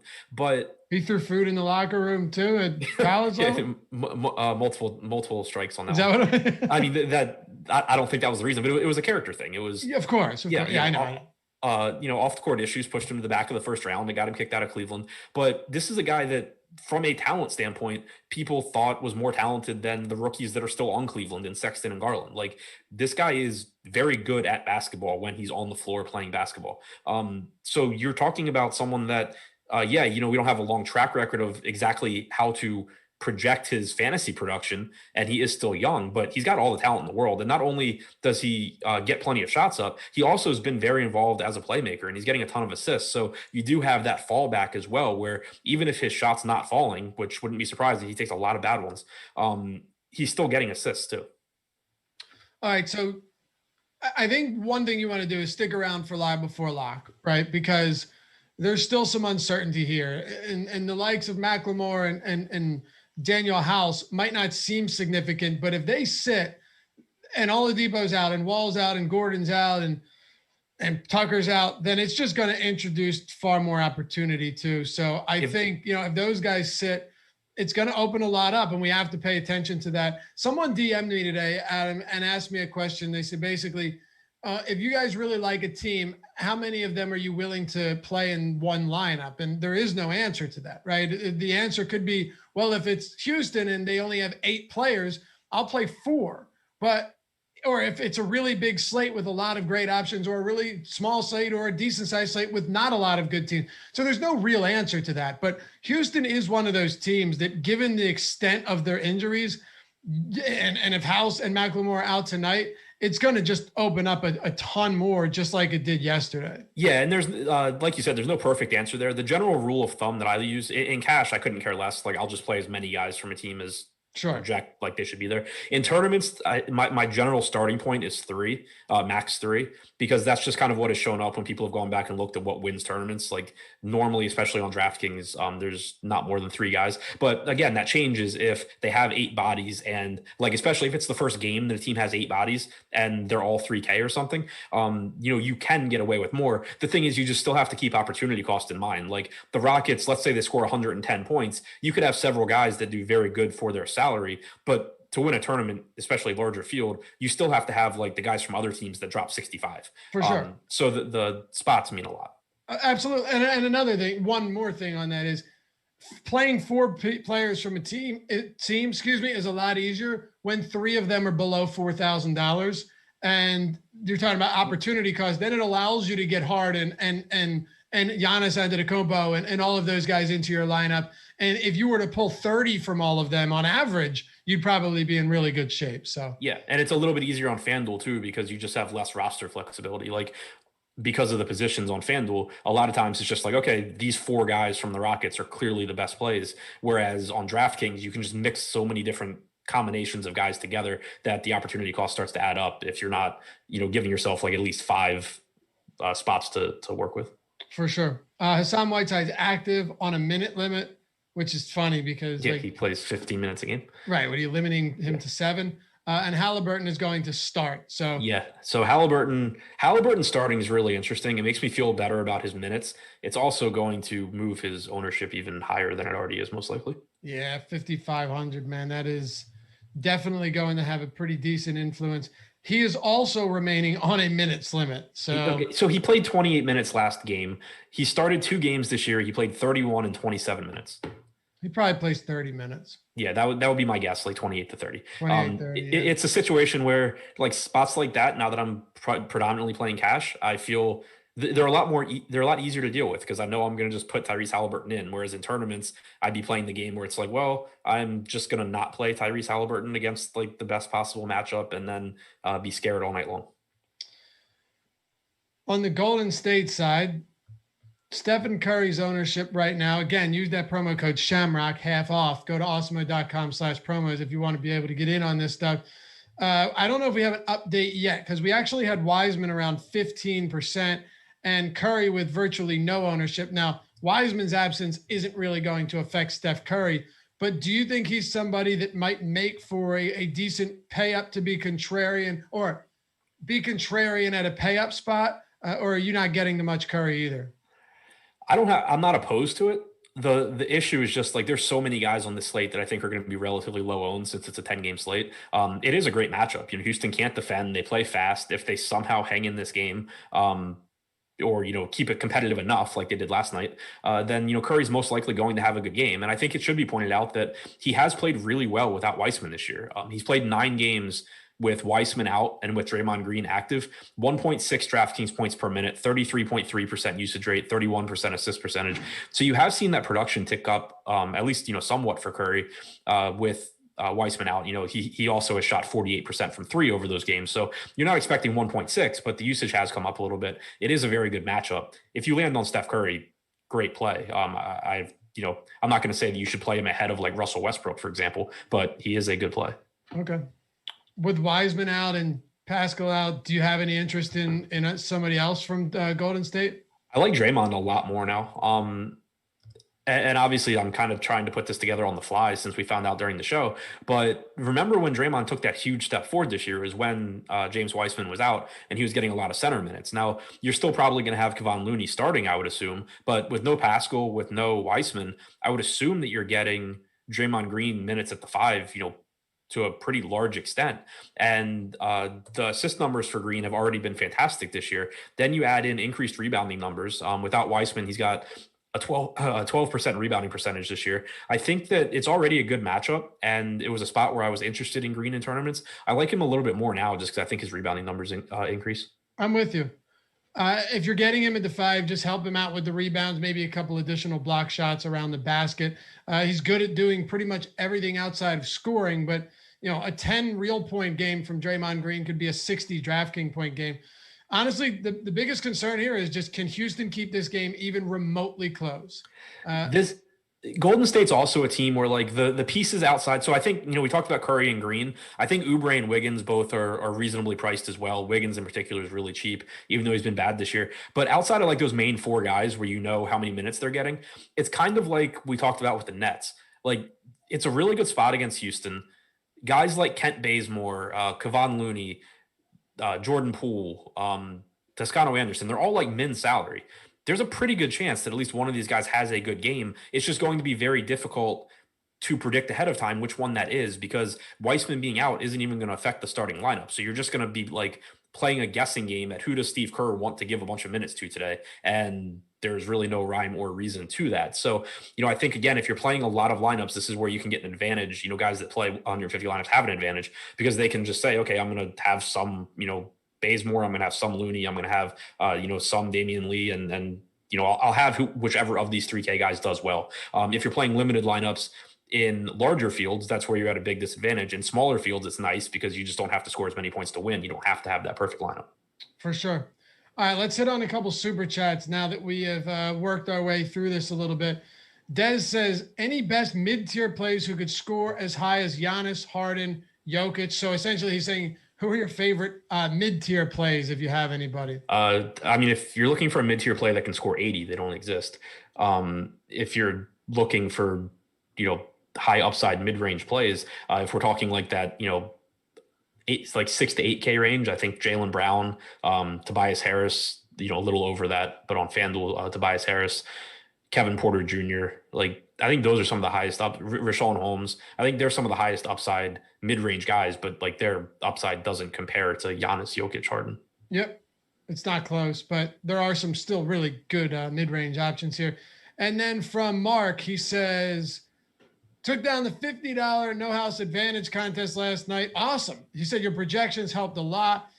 Congrats, man. What are your thoughts on Kyle Lowry's assist prop on No House Advantage tonight?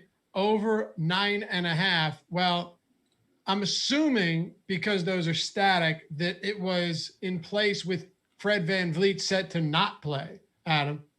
So yeah, I think that's if VanVleet plays, I think that's a very easy under.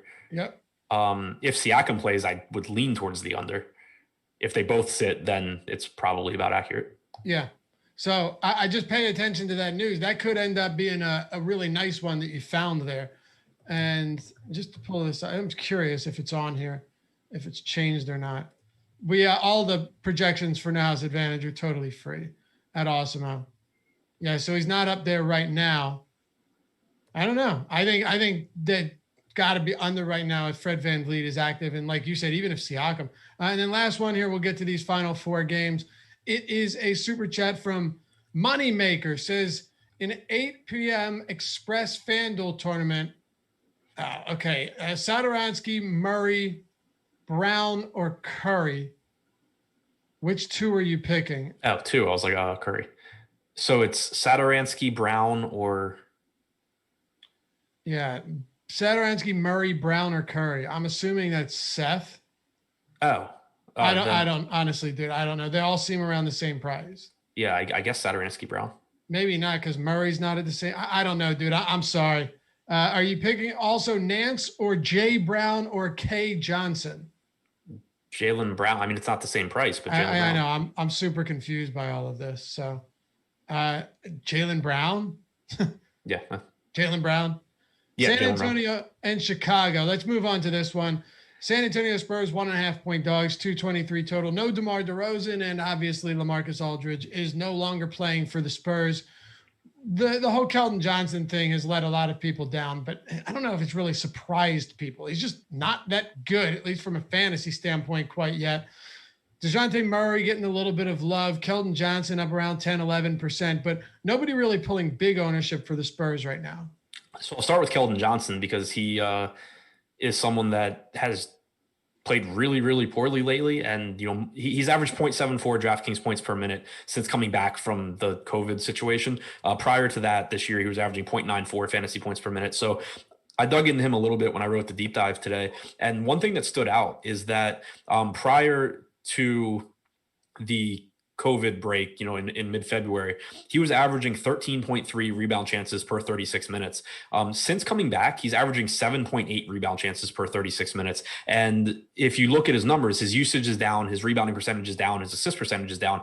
His potential assists are about the same, so I'm not really concerned about that. But the rebounding numbers do concern me because the chances have been cut in half, and you're talking about him playing a lot of minutes alongside Jakob Poeltl now, as opposed to LaMarcus Aldridge. Poeltl's grabbing more of those rebounds, and I think that's something that you could have expected to happen. You're seeing it happen. It makes sense that it's happening. So that's not to say that Keldon Johnson can't still have a good game if he plays 30 to 32 minutes at a pretty cheap salary. He still can, but I do think that he should be projected lower now than he has been for most of the season, given that he's playing more minutes alongside Poeltl than alongside Aldridge.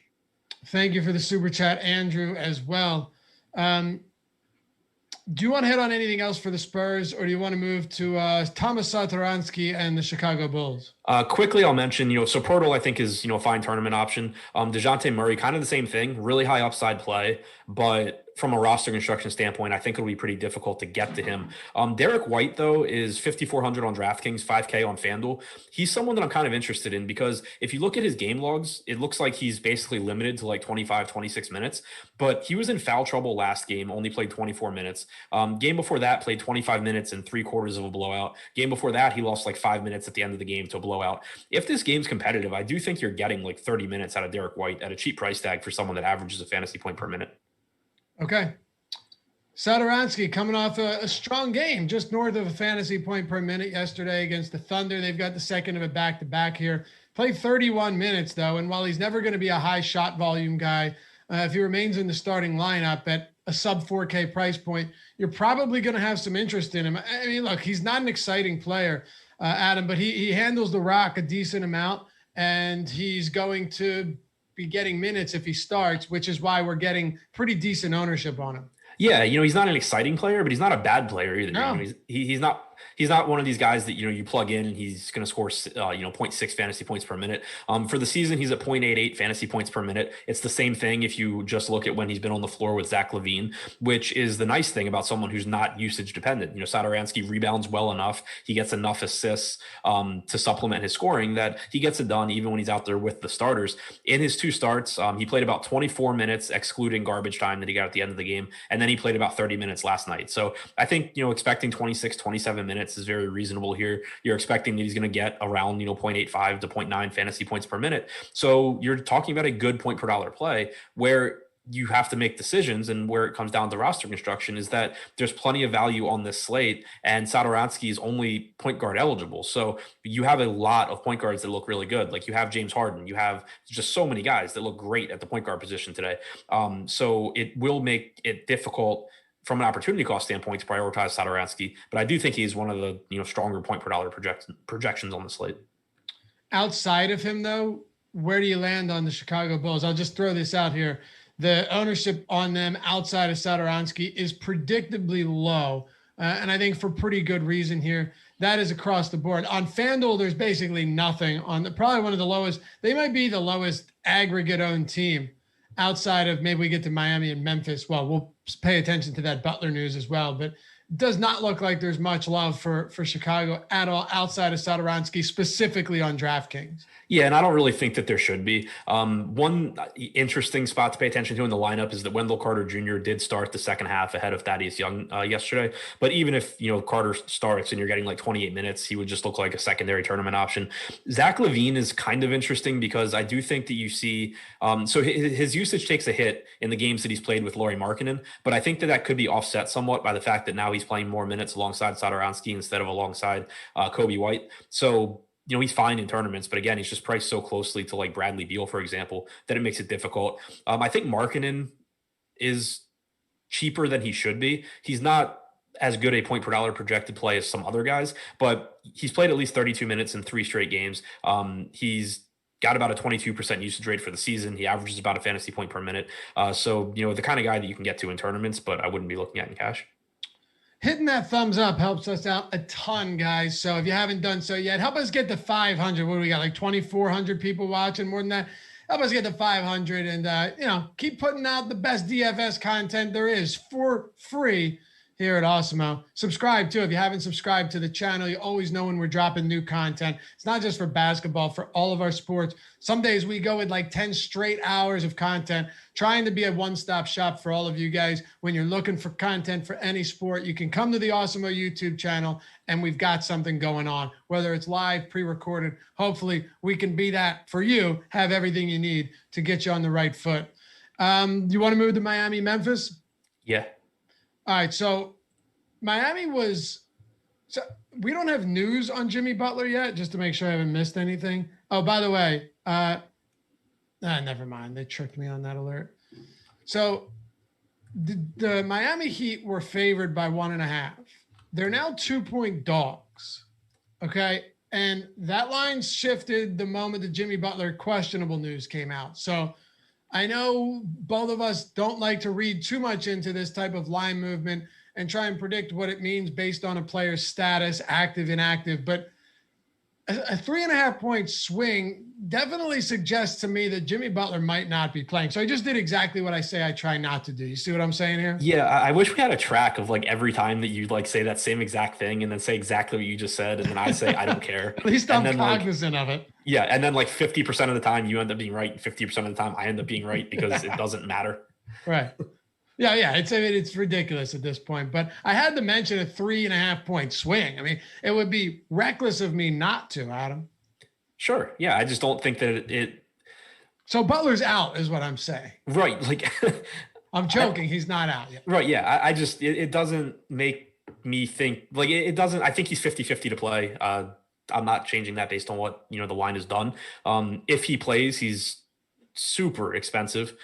Even with Bam being back, he still has a really high ceiling. He's still been really good this year, but it's a, pay up to be contrarian spot on a slate where I think there's better ways to allocate your money. If he's out, it opens up a lot here because he's so involved in terms of usage and in terms of assists and even rebounding. Bam has averaged 1.25 fantasy points per minute without Butler this year. He played about 30 minutes yesterday in his first game back.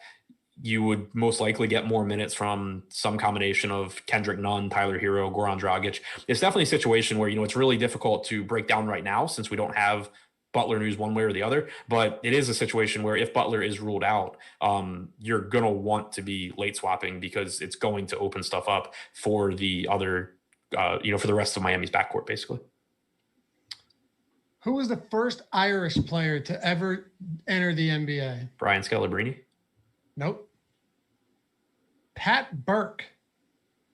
Huh, sounds Irish. Certainly does. I just decided to look that up. That's interesting. There's like nothing out of Ireland. I guess it's not that interesting or that surprising. Do you like anything else from Miami before we talk Memphis? Pat Connaughton's got to be Irish, right? No. Yeah, I mean, I'm 75% Irish. I'm talking like legit from Ireland. Oh, okay. Got it. Like actually with the accent. Yeah. Okay. Yeah. So yeah, Conor McGregor. Yes, exactly. Yeah. I'm not talking about like, what are you, German? What are you, German or Polish? I'm everything in Europe. Okay. You're a mutt? Yeah. So, right. You wouldn't be like, Adam's the first German player to be on right. Awesemo. Yeah. Okay. Now I'm following. You want like Dirk Nowitzki. Exactly. Yeah. Except he's not Irish. Yeah, but he German. Yeah. I know. Go. Anything else from Miami? Yeah, no, nothing else from Miami. All right. Memphis? Or Memphis. It's pretty simple. Yeah. Josh and I think, spent the least time on this game that we've ever spent on a game on the strategy show today. Yeah, I mean, Jonas Valanciunas can score a lot of points. John Morant can score a lot of points. I'd have to be playing a lot of lineups to get to them here. Okay, so we got 2 games to go then. First off, let me just tell you about SuperDraft. You know them. We know them. We love them. They are our sponsor, and we love them. If you haven't checked them out yet, you'll get $50 just for signing up, depositing $50 or more. Boom, $50 in your account using the promo code Awesemo21, AWESEMO 21, all one word. They're revolutionizing the DFS industry, but in order to scale like that, it means there's going to be a lot of overlay.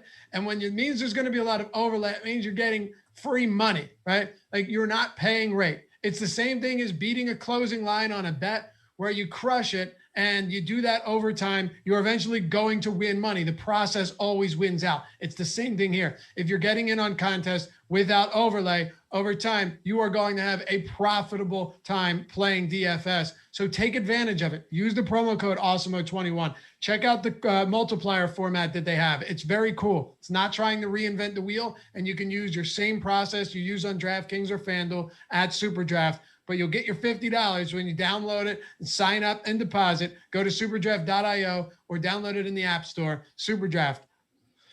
All right. No limits. More winning. That's it. I lost my spot. Charlotte and Denver. Not that I have a spot. Charlotte and Denver, Adam, 6.5-point dogs are the Hornets, 228.5 total. No real injury news outside of Monte Morris and Gary Harris being out. So let's start with the healthy Charlotte Hornets. It's another team that I kind of forgot was playing tonight. Like, there's LaMelo is really good. Hayward's really good, but like there's so many teams with injuries and or in fantastic matchups tonight that these guys are just going to go overlooked. And so I think, if you want to use like a LaMelo Ball or a Gordon Hayward as a contrarian piece in tournaments, fine. Like LaMelo clearly can go get 45, 50 fantasy points. So can Hayward, but in terms of chances of success and probability, there's just a lot of guys that look better because Charlotte is fully healthy, like you said, and Denver's a pretty slow team that defends well. So basically just nothing here. No, I mean, night slate will be fun because you'll get to play totally different players than you're playing on the main slate. Yeah. You know who I would have thought was Irish? Kyle O'Quinn. Yeah. That would, yeah. Well, yeah, I mean, I thought Frank Ntilikina was Russian. Yeah, oh, absolutely. Isn't it funny? You first think something like, oh my God, that's Kyle O'Quinn. I never in a million years would have guessed. fooled the hell out of me. What about Denver? Jokic is obviously the guy that you're starting with there. He's going to be kind of difficult to get to from a roster construction standpoint because there is pretty decent value at center, pretty solid mid-range options. But, again, if you're getting away from Harden, you need to be getting to someone that can get your lineup 70 fantasy points, and Jokic is one of those guys. So, if you were to go to mid-range guards or go to cheap guards and pay up at center, that's one way you could try and be contrarian on this slate without losing too much upside. Harden does project better than Jokic by a pretty decent margin, but as far as range of outcomes go, Jokic has about as good a chance as anybody on the slate of outscoring Harden. So Jokic, if you can get him in your lineups, that's great. Jamal Murray, decent. He is pretty cheap on FanDuel at 6,800. If his shot's falling, he'll take more of them, which is, really useful. Will Barton's cheap enough that you can look there as well. One interesting tweet that I did see a day or two ago from one of the Nuggets beat writers. It wasn't, as far as I know, it wasn't based on anything from Mike Malone, but he speculated that PJ Dozier could join the starting lineup tonight because of the matchup against Charlotte, that maybe he would slide in and that you would get him starting and maybe playing a little bit more minutes. So not something that I think is particularly actionable for DFS for the main slate, but do keep that in mind, if you're playing these later slates, that maybe you get a weird Denver starting lineup. All right. Shem with the super chat. Thanks, brother. He says, how many minutes do you have for Bjelica now that Whiteside is active and on a minutes limit? Well, it's also the fact that Bjelica is not starting and Halliburton's starting. Yeah. I'm still at like the same 18 or so minutes that he's been playing, but I think it's really, really risky because you could potentially, and not saying this is like how it's going to happen, but you could potentially get 48 center minutes from Holmes and Whiteside. You could get, Barnes getting 38 minutes at power forward. You could get Corey Joseph getting more minutes, Halliburton getting more minutes. You could conceivably get like 12 minutes from Bjelica. So I think on average, you're getting like 16 to 18, but I think the floor is very, very low. It is low. And I mentioned this on the strategy show this morning. We saw Bjelica start and play 35 minutes when I think Harrison Barnes, it might have been Barnes or Bagley was out. It doesn't matter. Either way, he started. The very next game, he played 12 minutes. And then the game in the same situation. And then the game after that, Adam, he didn't play at all. So that's right. Luke Walton for you. Yeah, that's why Whiteside was such a big deal for me. It wasn't that I think it drastically changes the average number of minutes that Bjelica plays. It made me, if Whiteside was out, it made me a lot more comfortable that the answer to how many minutes does Bjelica play wasn't like 0. Right, absolutely. So we've got one game to go. I'll let you close out Denver, Charlotte. Is there anything else for Denver that's interesting, or do you want to go to Clippers, Dallas, and wrap this one up? No, I'm good wrapping it up with Clippers and Dallas. All right, so am I. After the show, do not go anywhere. This very same stream, Live Before Lock, is taking you up till 7 p.m. Eastern time. It'll be your boys, Josh Engleman and Greg Ehrenberg. Then, remember I said we got crazy amount of programming? Then you have the March Madness bracket selection. I'm sticking around for that because I don't know dick about college basketball. Matt Gajeski and Ben Rasa, and then Spags and Greg got you on the NBA late slate, swap and sweat. And then here you go, more. The PJ Live Before Lock. So you want NBA? Gotcha. You want college basketball? Sure. More NBA? We got you on that too. And then PGA, ain't no reason to go anywhere else. Clippers, Dallas Mavericks, last one. Clippers laying 2 on the road, 226.5 total. Serge Ibaka news could be interesting. If he sits again, I'm going to Ivica Zubac.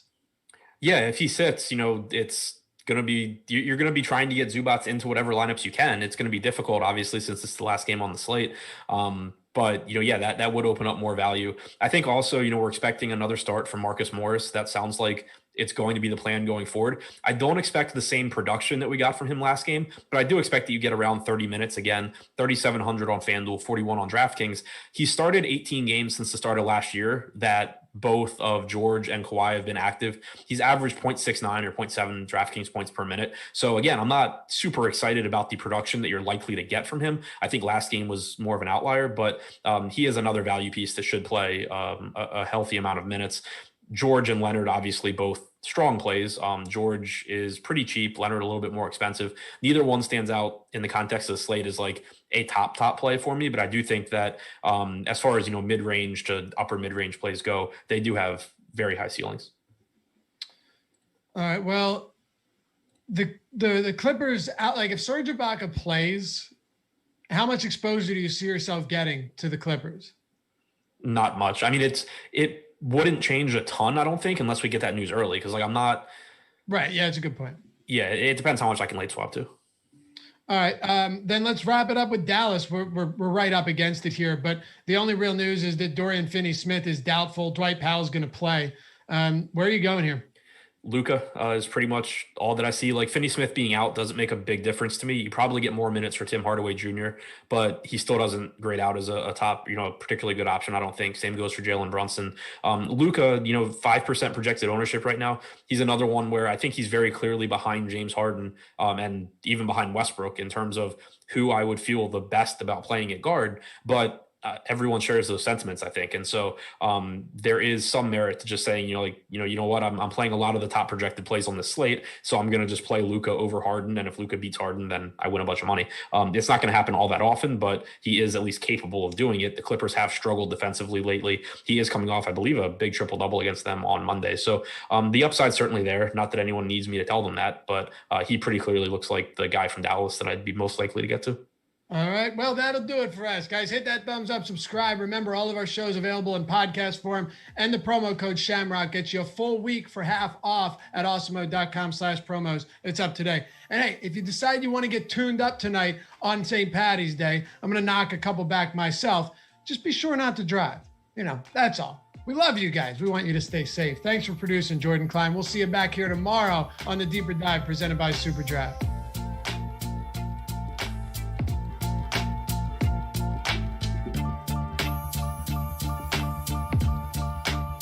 All right, boys.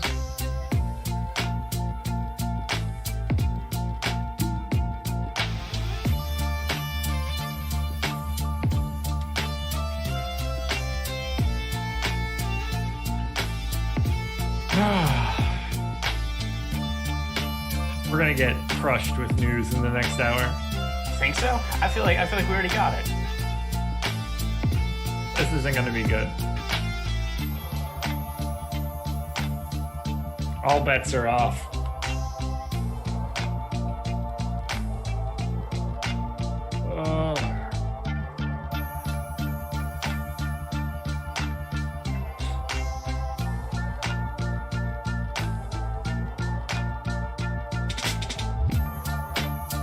No Jeremy Lamb.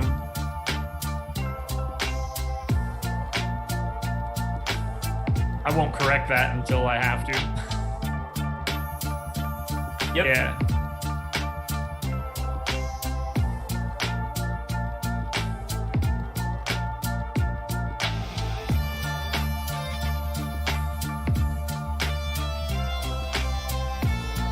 And we are live. Welcome to NBA Live Before Lock. It is Wednesday, March 17th. I am Josh Engleman. I am joined by Greg Ehrenberg, and we are brought to you by SuperDraft, and we will absolutely touch on SuperDraft in a little bit. Got a 10-game slate here. Lots of news. I've talked about it a lot. It feels like a different slate already today, and we still have a bunch of news that we're still waiting on. But let's start here. Greg, how are you? So if you're like me, I assume that you just spent the last 30 minutes contemplating Kelly Oubre and Andrew Wiggins and Draymond Green, who's somebody you like a lot. And I don't think the ownership on a lot of those guys is nearly high enough, because that is at least the last bit of news we got. James Wiseman unexpectedly out.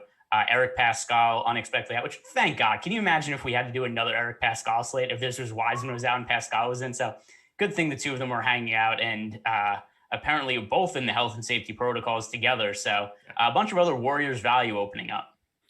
Yeah, that one was actually really tricky to me because I was projecting the Warriors pretty highly earlier today, to the point where I thought that they all looked completely under-owned, and I thought that I was going to be getting there. Then I started doing my afternoon prep, started trying to compare them to, the player props that were available. And I was like 2.5 to 3 points over on all of these guys. And my first thought was like, okay, maybe I'm just giving all of these guys too many minutes. Steve Kerr likes to play 10, 12, 14, even 15 active roster players in a single game. Maybe he just doesn't care all that much. And these guys are all going to play, 30, 31, 32 minutes instead of 34, 35. And that's what's causing it. So I actually rolled everybody down like 2 minutes. And then 5 seconds after I did that, immediately after I hit a tweet on my updates for my tweet, we get that news that those guys are out. And I was like, well, I guess they're probably going to get those minutes again. So I kind of just put everybody back to where they were. I have them as a 10-man rotation today, and a couple of those guys, Nico Mannion, Damian Lee, I do not have them playing very many minutes. It was just kind of a thing where it's like, well, I can't give all of these guys like 38 to 40 minutes. But it definitely seems like, at least in the latest ownership, that people are like, they don't want anything to do with Kelly Oubre, Draymond Green, Andrew Wiggins, at least not nearly as much as I want of them. Yeah, so I have them with 11 guys, Smilagic and Brad Wanamaker getting next to nothing. So functionally a 9-man, Bazemore, Juan Toscano Anderson, Nico Mannion, Jordan Poole. Like, I don't expect to get to any of those guys. It didn't really matter what happened. What we're really doing is talking about Curry, Wiggins, Oubre, and Green. Yeah. And I'm going to have those guys more than I thought that I would. That's for sure. But yeah, and I'm just we'll get to a lot more of that too in the future, but go for it. Yeah, I was just interested to talk about it now because I always feel like whenever we start, there's always some change I just finished making as the show starts. And that was the one that was for me, is getting to an aggressive amount of Kelly Oubre. By the way, only projected for 7% ownership on FanDuel. That seems ridiculous to me. Andrew Wiggins, who it's a little harder to get to him on FanDuel than it is on DK, just because shooting guard is so loaded on FanDuel, but still, he's somebody that I'm going to have in my player pool. Curry, I think, is going overlooked now. So yeah, I'm going to be pretty heavy on the Warriors. I don't really know what to make of Wiggins at this point. He has been dreadful for the past 30 days, 0.81 fantasy points per minute. I am not projecting him at that rate based on, all of the confounding factors of this matchup, including just simply facing a Houston team that is barely a team. So I assume that I will be living and dying with some Andrew Wiggins over the field, which just always feels fantastic. 433 likes. Oh God, Laffy's so bad at this. Yeah, he had a kid, and now he's like, he could go 2 minutes over during his show. Doesn't have to ask for likes. It's just all those things. So hit that thumbs up so that we can run that number up, and the powers that be will just know that I did it once again. Top of the heap for it. 2,800 people. It should just be a higher number. And it helps us out a ton. We're bringing the goods for hours upon hours upon hours. So let's start with the guards. Let me pull up my run sheet here because I'm still looking at some crunches.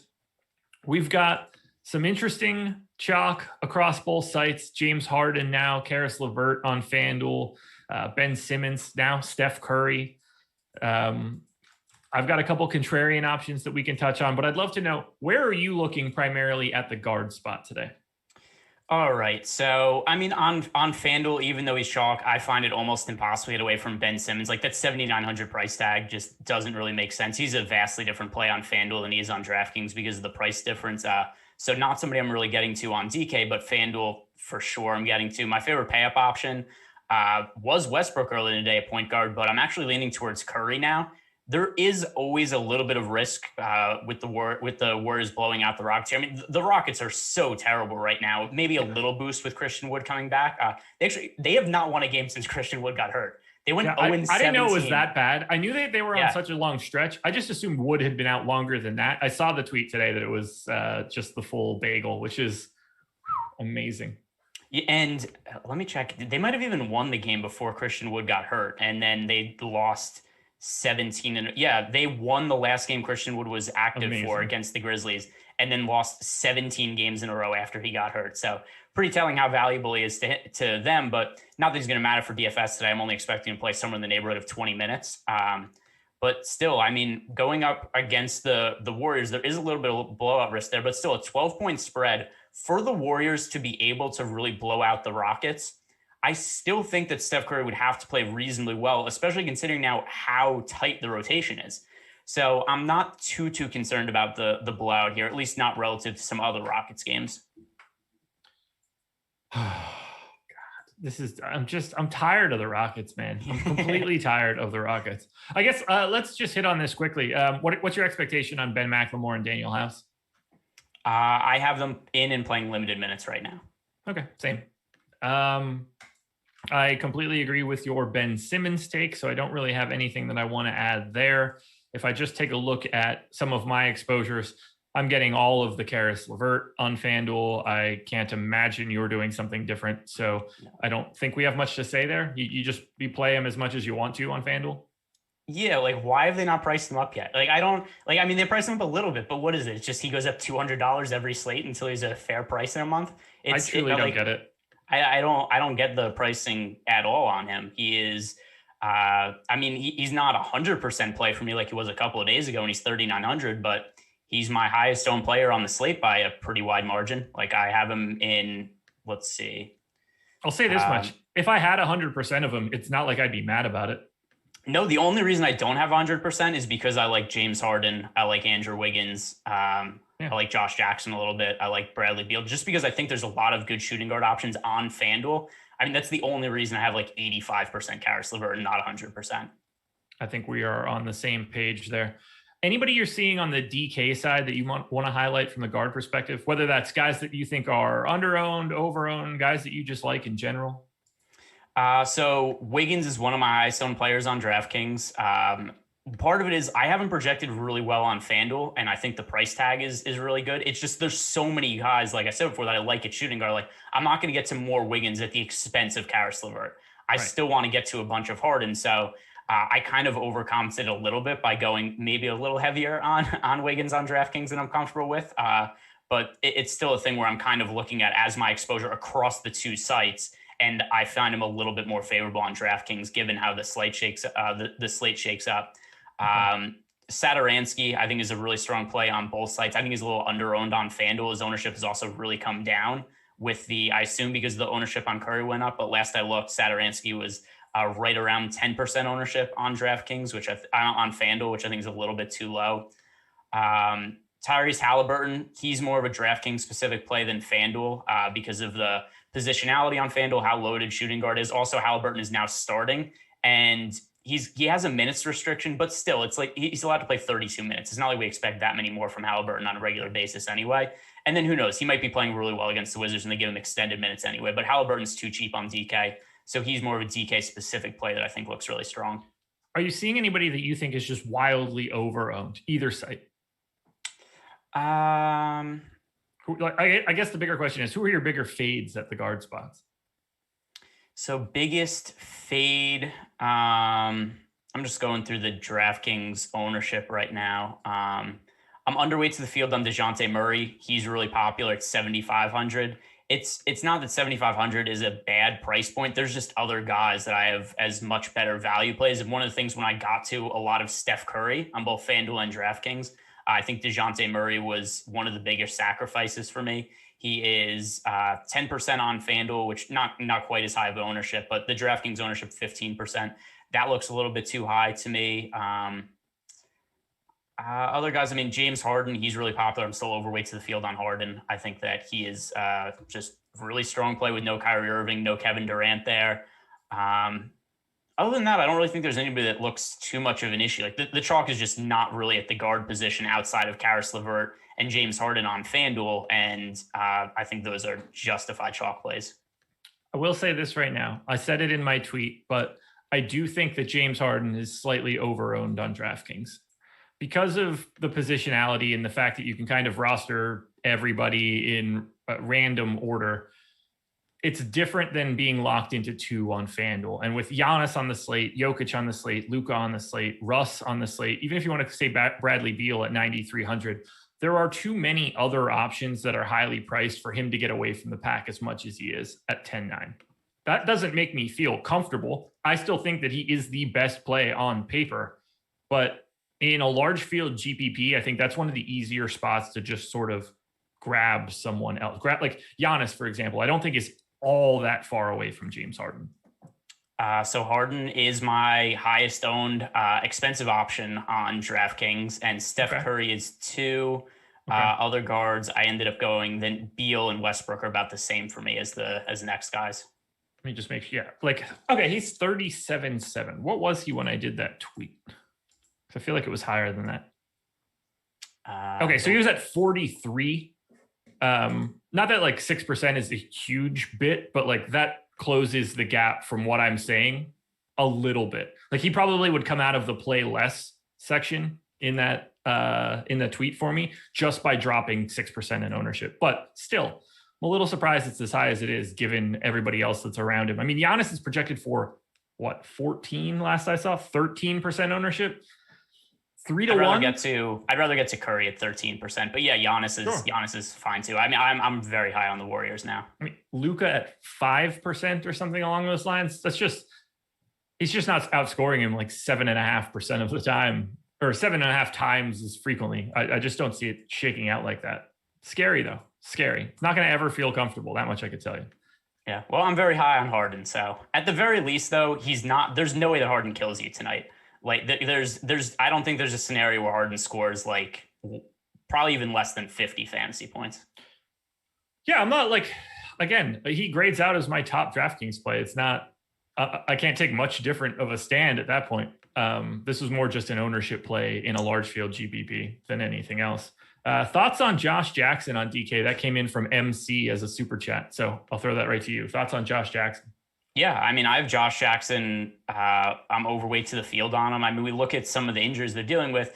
You know, Wayne Ellington is doubtful. Rodney Magruder is doubtful. Those are guys who don't seem like they should be significant, but they're playing a bunch of guard minutes, wing minutes for the Pistons. So without those guys there, I have to think that Josh Jackson plays somewhere in the neighborhood of 30 minutes. He's been somebody who's about a points per minute fantasy producer. And the Raptors as a team and the Raptors defense has been massively disappointing this year. And even though I expect them to get Fred VanVleet and Pascal Siakam back tonight, I think they're going to play limited minutes. And I don't know what their conditioning is going to look like. So I don't think that we're going to see the best version of the Raptors defense anyway. So yeah, I like Josh Jackson a lot. Somebody who is about a point per minute fantasy producer in a decent matchup and seeing extended minutes. So we've been live on this channel, not just us, but the channel in general, since I believe 3 p.m. I could be wrong. It could have been a little bit earlier than that. And we're not even remotely close to slowing down. So coming up after us, we're out of here at 7 o'clock, 7 p.m. The college basketball bracket show, Matt Kajeski, Ben Raza, they are breaking down the NCAA tournament, which is imminent at this point. What's today, Wednesday? So that's kicking off, Friday? Right? Something like that. Yeah, I think that's right. I think I'm right. I think they bumped everything a day. So instead of Thursday, Friday, Saturday, Sunday, it's Friday, Saturday, Sunday, Monday, which would have been fun for me. Oh boy. Christian Wood and Daniel House are both playing and starting. Yeah, well, I knew they announced earlier in the day Christian Wood would start, so that's not a surprise, but still minutes restriction for him. That is going. Who are the other starters then? Because who is? I mean, Porter for sure. Probably Jayson Tatum and Sterling Brown would be my guess. Let's see. I'm not going to make any adjustments till we see that full starting lineup. Then we can dig into it. Yeah, that would be my guess. Anyway, college basketball bracket show at 7, 8 p.m. NBA late live before lock, the Swap and Spit show. Spags and Greg, you'll be back again at 8. So no rest for whatever the rest of that thing is. And then at 9 p.m. PGA live before lock. Ben Raza coming back after the college basketball show. We're pulling lots of double duties here, along with Jason Roslin as they break down the Honda. All good stuff. Plus, we've got some free content today. The NBA Big Board is free. PGA rankings are free. We've got the PGA lock-in tomorrow. And then NHL top stacks are also free. I still don't see anything on a starting lineup for Houston. Just the news about House starting, which is kind of crazy. So, I mean, we could circle back to them. There is a small forward on FanDuel that I am dying to talk about that I hope you feel similarly about to me, because I do not understand his ownership at all. I assume we're on the same guy, and I don't have a ton of him yet, but I think that that's going to be changing. I am still right now 4+ times the field. So I assume, and I'm just going to guess, that you're about to talk about Larry Nance. I am going to talk about Larry Nance because he played 37 minutes last game. I mean, like, all of the big men are out for Cleveland. There's no Andre Drummond, there's no Taurean Prince, there's no Kevin Love right now. So Nance, I don't expect him to play 37 minutes again, but I would be shocked if he doesn't play at least 30 minutes. He's a guy who historically has always been a good fantasy producer. If you go back to last year and look at his salary when he was a starter, his price was in the 7,000 range. Now he's 4,900. He's starting. He's one of the better pivot plays I think we've seen in a while, just because he's around a bunch of guys that are really popular. 4% owned on FanDuel. That is so ridiculous to me. What do you have him projected for? Minutes to start. All right. So I gave him 34 minutes. Okay. And honestly, I'd be more surprised if he was under that number than over based on what we saw last game. But if I give him like 36 minutes, like I think is probably fair, then he just ends up in like 80% of my lineups, which I don't really want that to be the case. But yeah, I think Nance, at least on FanDuel, is the strongest play on the slate relative to his ownership. I love him on DraftKings too. He's a little bit more appropriately owned at 14% the last I looked, but still I want to be fairly heavily overweight to him on both sites and FanDuel especially. So I have him at 31 minutes. I'm being significantly more pessimistic. That puts him firmly in the third best power or small forward overall. Like ignoring ownership, he's just already my number 3. So if I went much higher than that, every single one of my small forward lineups would be Kevin Porter and Larry Nance, which I don't really mind. But I was at 18 on my last run. I think that number is going to go up on this next crunch that I'm running, but I will happily have something in the 20s for Nance. I assume you're going even higher than that? Yeah, I have him in the 30s right now. Okay. And I'm thinking about going higher with him too. It's just such a weird ownership. Like I don't understand why nobody is on him. Like it just seems so obvious to me when I was looking at the slate and I was looking at the Cavs minutes from last game and I was trying to figure out what the rotation would look like. And then I saw that I thought I was missing something. Nance's ownership was so low. So, I mean, we could sort of talk through this. The guy that's picking up more ownership than him that stands out most is Joe Harris at 3,800. We've got no Kyrie Irving. The fact that Joe Harris is 3,800, I think is interesting, but I don't think I want 23% Joe Harris. That doesn't seem all that necessary to me. I will be underweight to Joe Harris on that number. What are your thoughts on Harris? I'm about even with the field on him. I think the price point is really appealing at 3,800. That and also no Kyrie Irving there. Like somebody other than James Harden is going to shoot at some point today, and Joe Harris is going to be one of those guys. So just because the price point is so cheap, that end, there is nobody else sub 4K that I think is really remotely interesting on FanDuel at small forward. So that's one of the other reasons that I get to Joe Harris. But yeah, I'm fine with Joe Harris where he is. But it's still like Larry Nance, I think, is the guy to me at small forward. Like, yeah, I get some of that ownership is going to Harris, but I think Nance is a much stronger play, even if we took out the ownership. So I have Nance just slightly ahead of him in terms of his status at the small forward spot. But in a GPP, if one of them is 23% owned and the other is 4, you can pretty much guess exactly. I'm just going to flip flop those two numbers basically and be super happy about it. The other guy that's picking up a bunch of ownership at that small forward spot, at least on FanDuel, is Jaylen Brown. How are you feeling about him both on FanDuel and on DK? I mean, I've always notoriously been too low on Jaylen Brown. I mean, points per dollar, yeah, he's a good play for this. Like, he's just so popular. And there's just cheaper small forwards I like. Like, if I'm going to be massively overweight on Nance, then it stands to reason I'm going to be lower on other guys. And by the way, I also like I mentioned before, Kelly Oubre Jr. much more than what his ownership is on both FanDuel and DraftKings. So just at a certain point, somebody gets pinched. Kevin Porter Jr. I just think is too strong of a play to just totally get away from. So I am, let's see where I have him about half my lineups on FanDuel. But then you just get to a point where if I'm trying to get to other small forwards like Nance, Kelly Oubre, then Jaylen Brown being in my player pool and having him around 15%, it means I have interest in him, but that's still about half of what the field has because he's just so popular on FanDuel. I got my mute in with a quick cough. At least I think I did. I didn't hear it. Perfect. I share the same thoughts on Kelly Oubre as you. I am a bit lighter on Jaylen Brown as well, mostly due to that ownership. So I'm getting to more Nance. I'm getting to more Kelly Oubre. I'm pretty neutral to someone like Harrison Barnes. Michael Porter Jr., a guy that I'm getting a little bit over the field on. That's pretty consistent. Don't know what to do with Keldon Johnson anymore, so I'm just going to hold hands with the field.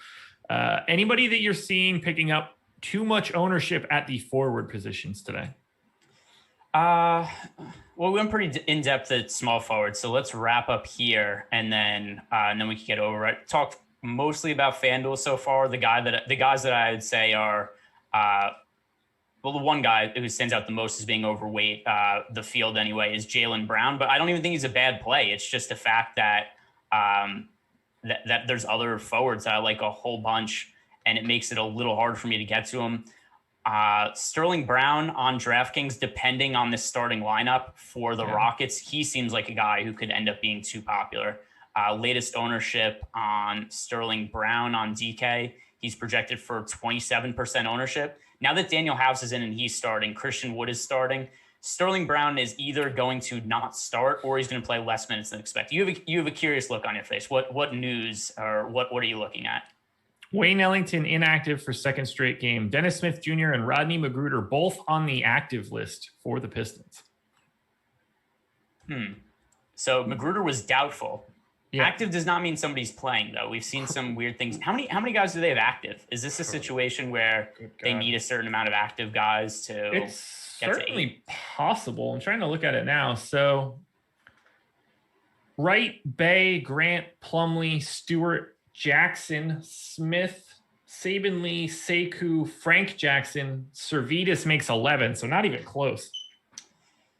So I guess they're playing then. I didn't have either of them getting minutes. That's gonna lower Josh Jackson for me a little bit. Somebody had asked about him before.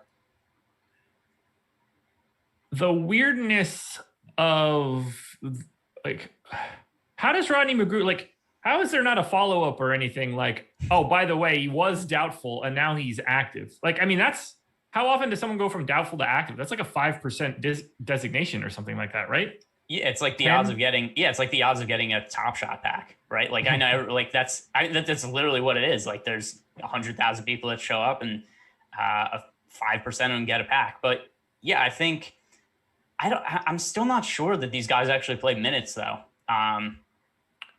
I mean, the DSJ one, I had him in as the backup guard. I had Ellington out. I had Magruder out. I don't know what to make of that. Yeah, and so the other thing, all right, here, Kevin Porter, Sterling Brown, Jayson Tatum, Daniel House, Christian Wood. Nailed it. Okay. You did nail it. I know this stupid Rockets team like the back of my hand now, man. I roster all these goons constantly. It's awful. It's depressing. I needed a little bit more from Martin last night, and it could have taken me to the promised land, but he played 37 minutes of absolutely nothing. You know what makes Rodney Magruder even weirder? He was questionable early in the day, downgraded to doubtful. And then I'm just looking to see if there's any other news somewhere. It makes no sense to me. I mean, I guess it makes some sense in that it's the Pistons, and I should just expect them to be run poorly. Rob Beard hasn't tweeted anything about it. No, it was just where the hell did that tweet go? Keith Langlois, Pistons.com editor. So at least I got to trust it a little bit. I don't like this one bit. Dude, neither do I. I mean, okay, so let's just say this. Whether he's playing or not, other than Josh Jackson, who is fine, I guess, like, does it really matter? I was overweight to Josh Jackson, so it matters to me a little bit. Like I'm just gonna give him a couple less minutes, and that's gonna lower my exposure to him by a decent amount, just because, especially on DraftKings, where we don't have to worry about positions, it just becomes so price sensitive that if I give him, if you give anybody like one less minute, they end up plummeting in exposure. It is that is true. The extremes there become, well, extreme. That they do. All right, let's touch on a couple more forwards, whether it's guys you're getting a lot of or guys you're coming in under the field. Or have we missed anybody so far in our forward analysis? No, I mean, Nance was the big one I wanted to talk about. Going to be underweight to the field on Jaylen Brown, which I'm sure he'll have another big game, and I'll get trolled about it on Twitter because there's nobody I've been wrong about more often than Jaylen Brown over the last really ever since he signed that big contract extension, which I thought was a bad contract, which is actually a great contract. Yeah, I wasn't stoked about that deal, but like that's exactly the type of guy that you can be willing to overpay in that scenario too. There's a hard chance of that contract becoming like an albatross. I mean, I just thought that it locked them into not being a title contender for a while. But Jaylen Brown's actually really good now. So whatever, I'll take the L on that and move on. And then I'll take the L again when he scores, 50 fantasy points again tonight. Lowry, Van Vliet, Powell, Siakam, Boucher, the new look Raptors. Does that do anything for you other than make you probably want to get away from Kyle Lowry if you had any? And get away from Norman Powell, who I didn't have any either. But just as a whole, the Raptors, Kyle Lowry, Norman Powell, both those guys priced up, and now they're going to be seeing less usage, a little bit less of a role with Van Vliet and Siakam back. But then we can't consider those guys either because they are going to be playing limited minutes. Oof, I have very, very limited amounts of Steph Curry on FanDuel right now, and I'm not going to lie, not comfortable with that. Not at all. We'll dig into that in a little bit. Anything else on the forwards? Well, let's talk about, we haven't talked about power forwards at all, just small forwards. So Okay, go for it. Power forwards, I like Draymond Green a bunch today on DraftKings and FanDuel. You've been on Draymond Green probably more than anybody I've talked to this year. So I assume that you are in a similar boat. Nope, not even remotely close. Oh, wow. Okay. Yeah, So low this on, is, very this is low the on slate. Draymond. This is the slate you're not on Draymond. I'm really concerned about a matchup against the Rockets. I don't care that House and like Wood are back. Has that line moved? I'll pull it up on my phone really quick. I'll beat you to it. At least I should. I have it open already. 11 and a half now. So it has moved. It was 12 and a half. Sort of. I think it was as high as 12 and a half earlier in the day. It was 12 and a half. I think it opened actually at 13, but neither here nor there. Whether it's 12 and a half or 11 and a half, it's still a whooping, at least on paper. I'm just a little nervous about it. Like he's pulling 17% ownership right now. He doesn't really have anybody as a comp from a salary perspective. Like he's kind of on an island. Okay. Like, would you rather Draymond's getting more minutes than Jeremy or more ownership than Jeremy Grant today? Do you like Draymond more than Jeremy Grant? Slightly, yes. Okay. Like I would just rather get to Grant at the lower ownership. I mean, I have Grant, all things equal as well. Let's see who else. Tobias Harris probably too expensive in comparison. There's just nobody around that like mid 6s to 7s range. Yeah, I mean, I'm sure that's one of the other reasons I'm getting to him too. Because I'm looking at my exposures and I have exposure to Jeremy Grant. I have a minimal amount of Thaddeus Young, who I don't, not to rail about another player. Why the hell does Thaddeus Young start and then just start playing less minutes? Just one of the weirdest things ever. I don't get anything that happens in basketball sometimes. It makes no sense to me. I looked at it today and I was confused. I was like, wait a second. They did move him to the start. Like I had to go and this actually happened. I had to go and click into his profile and be like, yeah, they did move him to starter, right? Yeah. So here's the games before he started. He played 28 minutes, 17 minutes, but that was a blowout. It was a game they lost by 22 to the Sixers. Starters didn't play in the fourth quarter. Then he plays 26 minutes against the Heat, and they go, you know what? We've seen enough of Thaddeus Young. The Bulls are like, we're making a playoff push for no reason whatsoever. They decide they all at all costs, they must get into play-in games. So they go, to make this happen, we're going to move Thaddeus Young to the starting lineup, and then 23 and 22 minutes. Simmons, Curry, Green, Harris, Bradley starting for the Sixers. Does that change anything for you? No, I was expecting that, and I kind of think Tony Bradley's an interesting bounce back, at least on FanDuel at min price. I mean, the minutes have been so difficult to predict between him and Dwight Howard. Who knows what they're going to be, except Bradley's gone from being an uber chalk play to a guy who people are like, hey, this guy burned me the other day. I just don't want to play him. So just for that reason, I think he's in a good bounce back spot. It's still the same exact situation. Like if you like Tony Bradley the other day, there's no reason you really shouldn't like him today. Like the minutes have been inconsistent all year when Embiid's been out. So Tony Bradley, they would get him at 7%, a guy who was, I don't even remember what the ownership was the other day, but he was like the chalk at power forward. And now people just want nothing to do with him. It's still the same situation. He's a decent points per minute producer. He might play 15 minutes. He might play 25 minutes and crush. So I think he's worth being overweight on at power forward on FanDuel at least. All righty. Let's touch on a couple more things that I definitely need to touch on, like SuperDraft, for instance. They are the presenting sponsor of this show. They've got the 30K jump shot going on today, 6K going to first, and you don't have to worry about salaries at all. This is a multiplier based game. So for example, I'm going to pull up my projections right now, give you the goods on SuperDraft for today. Top of the heap. And I'm not going to lie. Okay. Can you guess who my highest projected SuperDraft player is for today? No, you might as well just tell me because I don't think I'm going to guess it. I'll say probably Kevin Porter Jr. though. It is not Kevin Porter Jr. I think mostly because he is not on the SuperDraft slate. So that would have been a good guess. Kawhi Leonard, 57.2 SuperDraft points, a 1.2x multiplier. He, Jayson Tatum, and Nikola Jokic, my top three plays. So you get Leonard at 1.2x. You get Tatum at 1.2x. You get Sterling Brown, starter for the Rockets, at 1.95x. That's enough to put him into the 6th spot for me, which is just absolutely bonkers. I'm a big fan of the super draft mechanism. I'm a big fan of that multiplier so that you could roster anybody you want. You want to go full stars? You can do. You don't have to go stars and scrubs. You can go stars and stars if you would like. You could use the promo code Awesemo21, AWESEMO21. Get $50 free when you deposit $50 or more. You can download the app in the App Store or just go to superdraft.io. That's SuperDraft. No limits, more winning. But that's not the only thing that we need to talk about. It's the final opportunity to use the Shamrock promo code, SHAMROCK. Use Shamrock. When you're checking out for an Awesemo Plus weekly pass, you can get that for $15. That's NBA, PGA, NHL, NASCAR, MMA, soccer, esports, college basketball projections. It's good for first-time users, and it ends today. Once St. Pat's is over, so is Shamrock. So get in today. Go to awesemo.com/join, or I assume Nightbot is dropping links in there as well. We move it on to the center spot now. I am getting to quite a bit of Richaun Holmes, and my second most exposed center right now is DeAndre Jordan. So I don't feel good. What do you think about center today?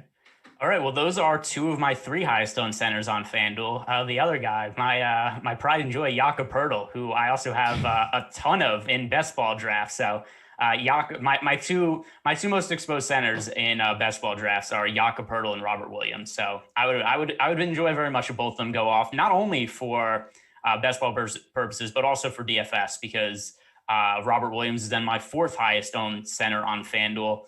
Poeltl I've also gotten to on DraftKings a little bit, but Richaun Holmes is my highest owned center on both FanDuel and DK. Truly amazing. Same. We have the exact same 3 top centers, although it's more like Holmes in his own tier, DeAndre Jordan in his own tier, and then Jakob Poeltl is just like the top of 8 different guys. But I don't really like center today. It's kind of all like pretty awful. I mean, I do like Richaun Holmes. He's been really good lately. He's been a good fantasy producer for really a while now. And we've got Marvin Bagley's out. He broke his hand. And then we've got Hassan Whiteside coming back, but he's playing limited minutes. So I think it's just going to be a whole bunch of Richaun Holmes playing minutes as long as he avoids foul trouble. I have him projected for 39.4 fantasy points on FanDuel. Where do you stand? Let me just bring it up really quick. Off the top of my head, I think it was around 38. Okay. 37.8. Okay. That makes me feel a little bit better. I know I'm a little high, but if you're getting to him as well, then I don't feel too bad about it. I don't really know who to get to. It seems like everybody is pretty efficiently owned outside of Richaun Holmes, which I don't understand, but I assume we'll be right in the long run. By the way, Brogdon, LeVert, Holiday, Sabonis, Turner for the Pacers. I can't imagine that's catching you off guard. No, not at all. This is not a center play, but I do want to circle back. Are you playing any Christian Wood today? No, it's just also, I don't know. Did you see what Steven Silas said about him yesterday? No, but so he said Christian Wood's expected to play, except his ankle still hurts, and they're not sure how they're going to manage that going forward. And I was like, why even play him if that's the case? That's incredible. Truly incredible. That's so dumb. But anyway, that quote was enough for me to think that they're not going to give him just a boatload of minutes today. Yeah, I think we're on the same page. By the way, hit that like button, 681. You guys did a hell of a job at the start of this show. Let's keep it moving, though, because I don't really like it when it's low. I mean, 800 seems like it's more than feasible at this point. Any centers that you're not really a fan of, there's not really anybody picking up any sort of crazy ownership. I guess maybe that's DeAndre Jordan, but I like the value I like the value option there. Anything you see that just doesn't look right at center to you? Daniel Tice actually, I think could use to be owned a little bit higher on DraftKings. I know he's fairly popular at 15%, but still at 4,100 price tag, Daniel Tice, I think on a tail end of back-to-back, especially because we've seen that Robert Williams, even though he's been their best center, I think by a mile this year, he's not somebody they play 30 minutes or anything like that. So Daniel Tice at 4,100. I'm a little surprised he isn't more popular on DraftKings. Other centers, though, it's weird. It's not a position with a whole lot of chalk today, other than Rashawn Holmes, but I think that's rightfully so. I don't really have like too many other interesting questions right now. Is there anything that you haven't been able to talk about that you wanted to? Let's see if there's any players that I have. Oh, this is a little bit of a troll question, but I also have a little bit of exposure to him. What did you do with Alex Len today? I have 4% right now. All right, I have 2%. I was just kind of curious where you stood on him today. I wish I could go back in time and not stand on him a couple of days ago, but it is what it is. I did get tweets the other day from people who were mad at you, like on my behalf. And in hindsight, though, I really should have had more Alex Len than I did. So it's not like I mind at all. And there was no situation where I was like advocating for Alex Len as incredible. I was like, oh, he's just not getting any ownership, and I think that he could play a lot of minutes. So this is a shot that I want to take in a large field GPP. It wasn't like I think I even said he's my number one center, but he's 12% likely to be in the optimal, which means 88% of the time he isn't there. He ended up being really chalky on DraftKings the other day. Like in single entry, he was like 25 to 30% owned. Insane. I mean, like, I understood it. Obviously, I did the exact same thing. Maybe I shouldn't feel bad. But no, you shouldn't. I'm happy. I mean, happy isn't really the right word. I think it was the right move to get more of Alex Len in my lineups when I had like none of them, even though it didn't work out. So I wouldn't say I'm happy I did it, except I think that it was the correct play. So yeah, I'm fine with it, despite what the results ended up being on that particular slate. Super chat coming in from Anthony Davis. Very much a friend of the program, here all the time. I love it. Let's go. Do you think KJ Martin still plays 30 plus, and is he worth it at 5K today? So here's what's really weird about his minutes. If some of these recent games were not blowouts, his minutes would have been way lower. So I don't know what his appropriate minutes are, because there are all these games where Martin, like as the game's going on, it's kind of like, oh, he's not really having a great first half. Then somebody gets into foul trouble, the team's losing by 60 points. Then all of a sudden it's like, oh, Martin plays most of the second half. My gut feeling is that they're going to play in a close game sooner rather than later, and he's going to play like 18 minutes. So he's in my player pool, but I'm underweight to the field on him. Yeah, I don't have nearly as much as I did before. I have 10% right now, and I think that that's pretty viable. Who's your most exposed player? On FanDuel, it's Karis LeVert. On DraftKings, Harden. Okay.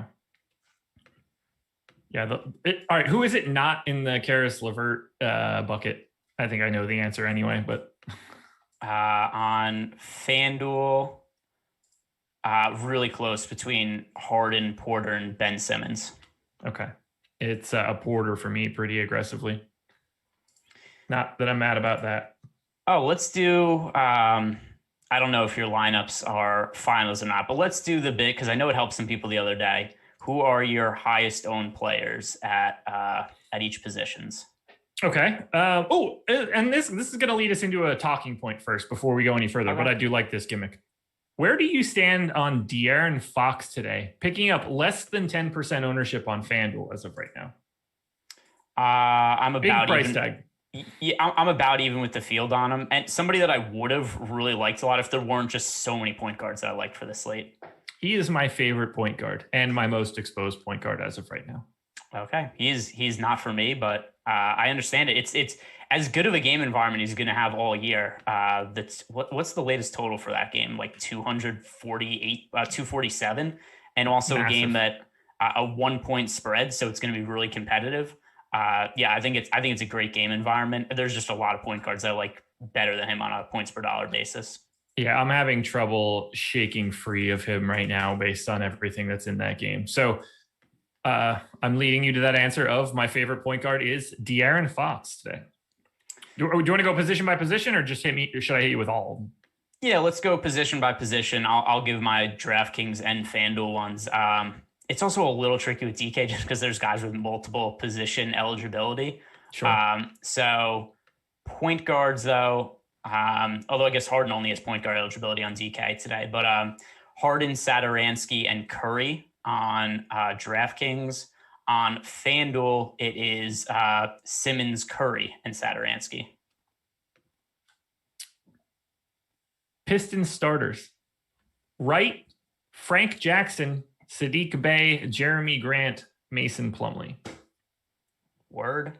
I mean, I did not think about Frank Jackson once today. I don't even know. I mean, I gave him like some minutes, but I mean, in terms of a DFS play, I don't even know what his price is. Min price on FanDuel, I don't even know, or I don't know what position he is. All right, so he's a point guard on FanDuel at min price. Yeah, I had him projected for 12 fantasy points before this. So on DraftKings, oh, that's Jaren Jackson Jr. That's why that was confusing. There's a lot of Jacksons. All right, Frank Jackson, min price on DraftKings, also point guard eligibility. There we go. Okay, so sliding then over to shooting guard now. I think there are only two answers for this one for you and I, that it would be Karis LeVert and James Harden. Yeah, that's what it is. On FanDuel, nobody else really particularly close. On DraftKings, where Harden is not a shooting guard, I have Andrew Wiggins, I know is one of them, as I try to pull it up, but my computer's being stupid. All right, here we go. All right, so I know Wiggins is one of them. Click. I hate computers sometimes. They aren't the best, even though they're the best. My computer is not cooperating with me. So here, while I try to figure out why my computer won't click, tell me who your... Oh, here we go. All right, Tyrese Halliburton and Bradley Beal are my other two highest owned shooting guards on DraftKings. Okay. Ooh, I have a bunch of Josh Jackson right now that I'm going to walk my way back off of, at least a little bit. Still think he's like a perfectly reasonable play. Yeah, I lowered, like I said before, I lowered his minutes when we got the news about Rodney Magruder being active, and now also that we have Frank Jackson starting. That's just somebody else who has to take wing minutes that I was not expecting before. That was very much the wrong Jackson. Yeah. So small forward on FanDuel is Kevin Porter at the top. I don't really think it's possible to have an answer be not him and someone else. The problem for me is that I don't really have anyone else as a flat priority. I think this is the trickiest position to nail down with the second option. So right now, my answer is Larry Nance. Yeah, I love Larry Nance today on both FanDuel and DraftKings. The other small forwards that I like are Kelly Oubre and Kevin Porter Jr., and then Joe Harrison there as well. Okay. Just exporting a crunch that I had still running because now I'm up to 2,500 lineups and I would like to get that into my worksheet, but I'm still good. Nothing's changing. At power forward, my highest two exposed guys are Jeremy Grant and a guy that I'm absolutely positive we did not talk about yet, Marcus Morris. Interesting. So I really liked Marcus Morris a lot the other slate, somebody who we weren't able to talk about because Serge Ibaka was questionable at the time, and I assumed that he was going to end up playing. But then Ibaka ended up being out, and then I rostered a whole bunch of Zubats and Marcus Morris the other day, and that went well. I have Marcus Morris on in my player pool again, but not to a significant amount to where he's one of my higher owned players. I'm pretty high on Jayson Tatum and Draymond Green on FanDuel. On DraftKings, it is pretty sure also Draymond Green, but then also Larry Nance and Kelly Oubre, who have power forward eligibility. I'm just really intrigued by Marcus Morris at like a relatively minimal ownership number. Do you assume he starts again today? Yes, they said he's gonna start going forward. Yeah, so like he's 3,700. I mean, where are other value plays that are picking up ownership? Like obviously Karis LeVert is one of those. Like Satoransky is projected for more ownership on FanDuel than Marcus Morris. Do you have more Marcus Morris or Satoransky? Satoransky. However, here's what I did on FanDuel. That's probably going to be different. I went heavier with Tony Bradley, cheap at the power forward position. I still have some Tony Bradley. Here's a real question for you, and I think this is a really good example. Joe Harris is 3,800, projected for 23% ownership. Marcus Morris is 3,700, projected for 7. I would rather just flip-flop those two numbers today. Yeah, if they played the same position. Sure. I see them as pretty similar positions today outside of Kevin Porter. Like I don't have anybody that's really separating from the pack. I think it's really flat at small forward and power forward. It just so happens that Kevin Porter is like fully broken on FanDuel. So I would just, in large field GPPs, I think it's just a little bit easier to shed a little bit of that Joe Harris and go to Marcus Morris. That's where I'm at. Go Marcus Morris. Howell Neto will play, by the way. Yeah, I mean, I have some exposure to Marcus Morris on both FanDuel and DraftKings. I'm overweight to him on FanDuel, but I'm split on the cheap power forwards between him and Tony Bradley. Okay. Yeah, I've got like 9% Tony Bradley right now. Another guy that I'm getting, just to touch on it since we're here, Kristaps Porzingis is picking up like 0 ownership today, 3.5%. I have 15. That's just a perfect GPP play for me. Yeah, I have him in a few lineups, but nothing really significant. Any interest in Rui coming in from Andrew Kang today over Martin? No, I mean, I do think that there are pivots from Martin, but like I said, it's Larry Nance for me. That's where I would go as the pivot instead of Rui. Yeah, I agree. I think that Rui and Martin look pretty similar today. Yeah, I don't feel comfortable with Martin's minutes if this is a competitive game. Now, is it going to be a competitive game? Who knows? The Rockets, that's not something they typically do. But if it is a remotely competitive game, I have a feeling that Martin plays way less minutes than we've seen from him lately. If this is a competitive game, I'm really curious how that happened. I mean, maybe Christian Wood plays well in his 22 minutes. The other thing, too, is for the game to be competitive, right? I mean, the Rockets only have to be down by like 13 points in the fourth quarter, and they are at home. Yeah. Well, I mean, look, I don't know what to make of half of this nonsense.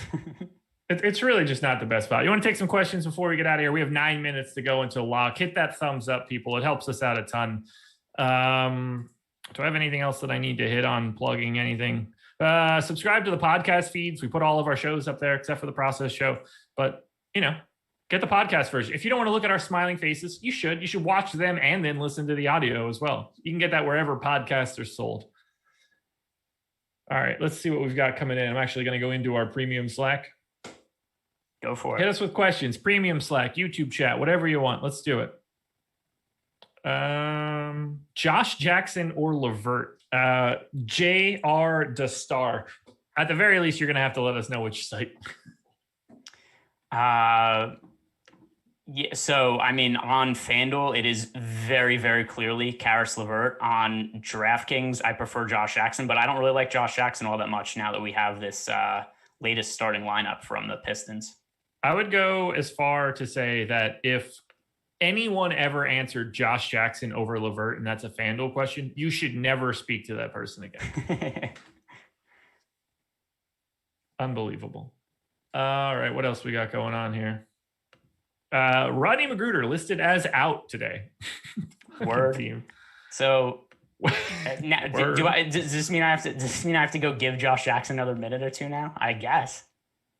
By the way, this doesn't change the answer to the Karis LeVert question at all. But Josh Jackson, who I took his minutes down a little bit. Now do I even care enough? There's 7 minutes until lock. This is so stupid. For a player who's probably not going to have a good game. Why do I care this much about Rodney Magruder? I don't think it matters all that much, but he's obviously better than he was 10 minutes ago. I saw chat mention it. I don't think it really changes anything for what we're doing. So Jokic go ahead. I was just going to say, I'm saving all of my CSVs as labeled Josh Jackson today.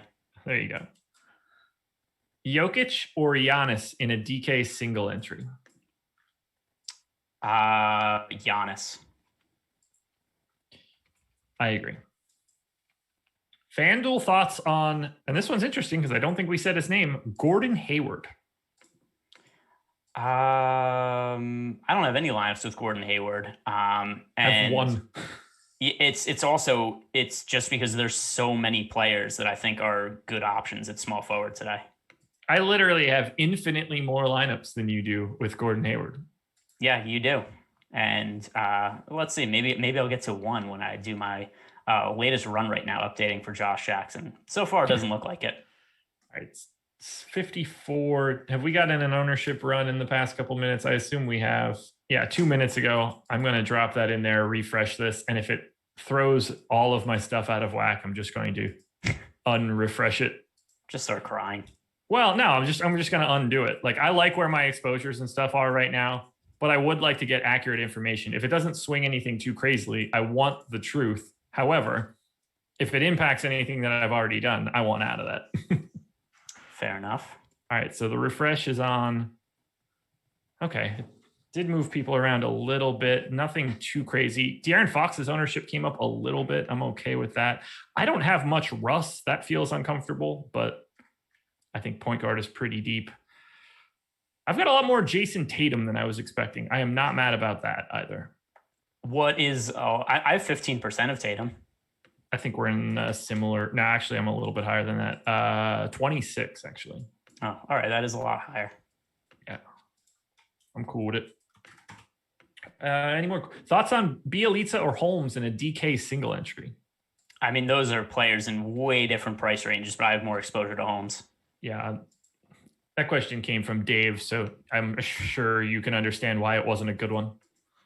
I don't even, I mean, like why is he debating between those two players? I don't know. Is it important? I'm sure he's just going to make a money line bet on the game and then cash out of it in the first quarter. Olynyk on FanDuel? Question mark? No. By the way, the Jimmy Butler news, when is that coming? Yeah, so I don't think it's all that crazy that line moved.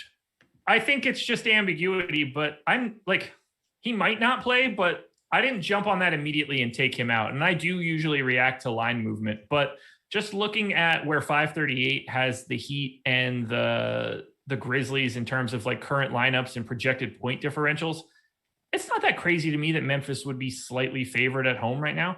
I don't think the Heat are like spectacular. No, I mean, Butler's played out of his mind lately. It's definitely a big blow to them if he is out, but for sure. I mean, I would say that it's like 30% that he's out. I have 0 cents for if he plays or not. I think it's 50-50. Okay. Yeah, I'll make those adjustments later when I need to. I don't even know how huge those adjustments end up being. I guess like Kendrick Nunn probably gets opened up pretty good. I would get to Bam Adebayo. Yeah, I guess. What's his price? Bam is 8,300 on FanDuel. Yeah, I would get to a lot more Bam Adebayo. And I don't think people would be on him at all either. The real problem is that game sucks. Whether Jimmy Butler is in or not, like it's still not even going to make him look incredible. He'll just be like a guy that you should have a lot more of than you did at lock. Yeah, I mean, if you're just looking at the spreads and totals, basically every single Heat game looks terrible. Yes, that is also quite true. I don't have much else to add now. 6:58, so 2 minutes to go. Stick around. It's not going to be on this stream, but coming up immediately after this, Ben Raza, Matt Kajeski are breaking down some college basketball. You don't want to miss it. We haven't done a ton of college basketball shows, but they are kicking it off now. The NCAA tournament upon us. Are you doing I'm brackets? pretty excited. Are we? Am I? No, are you? No. I'd be like my wife picking teams. I'd be picking based on colors and stuff. I don't follow college basketball at all. If they ever get a video game back, I might be able to follow college basketball a little bit more. Or if the product ever ends up being anything worth watching, I might also do that. But I don't want to watch bad basketball. If I'm going to watch the NBA a lot, I'm not stepping down to watch like the single A version of it. I think there's a chance that the DraftKings bracket contest overlays pretty significantly, which would then force me, because I can't turn down overlay. They have a $2 million prize pool bracket contest. I also didn't even know that they had that, but I will probably take at least a little bit of a peek at it. I do miss bracket contests though. Yeah, $1 million to first. I mean, it's a good thing to get value that you're absolutely not going to see a return on. Very true. Very true. 6:59 and 20 seconds. If you don't have your lineups in yet, guys, you're probably making a gigantic mistake. That could be me. Let me hit F5 here just to make sure that there are multiple lineups of everything in. So 2 most exposed players for me, Karis LeVert and Kevin Porter Jr. I've got them pretty much everywhere. On FanDuel, I have Karis LeVert and James Harden. And on DraftKings, James Harden and Larry Nance now. How much James Harden do you have? A lot. 73%. Okay. That's a lot. Yep. I feel good about it though. I have so much Kevin Porter and Karis LeVert, but I'm not mad about it. Based on my data, 47% and 44% to be in the optimal lineup. That is a 21% chance of those two being required. That's about as high as you're going to see for two guys on a 10-game slate. So I'm rolling the dice. But we are locked, guys. Thank you very much for joining us. Thank you to SuperDraft for being the presenting sponsor of this show. Greg, any final thoughts before we get out of here? Nope, none at all. Just stick around for college basketball content, and then stick around even more because Spags and I'll be back in like 15 minutes or something to do another basketball show. There it is, everybody. Keep watching. We love you guys. Good luck. See you again tomorrow morning.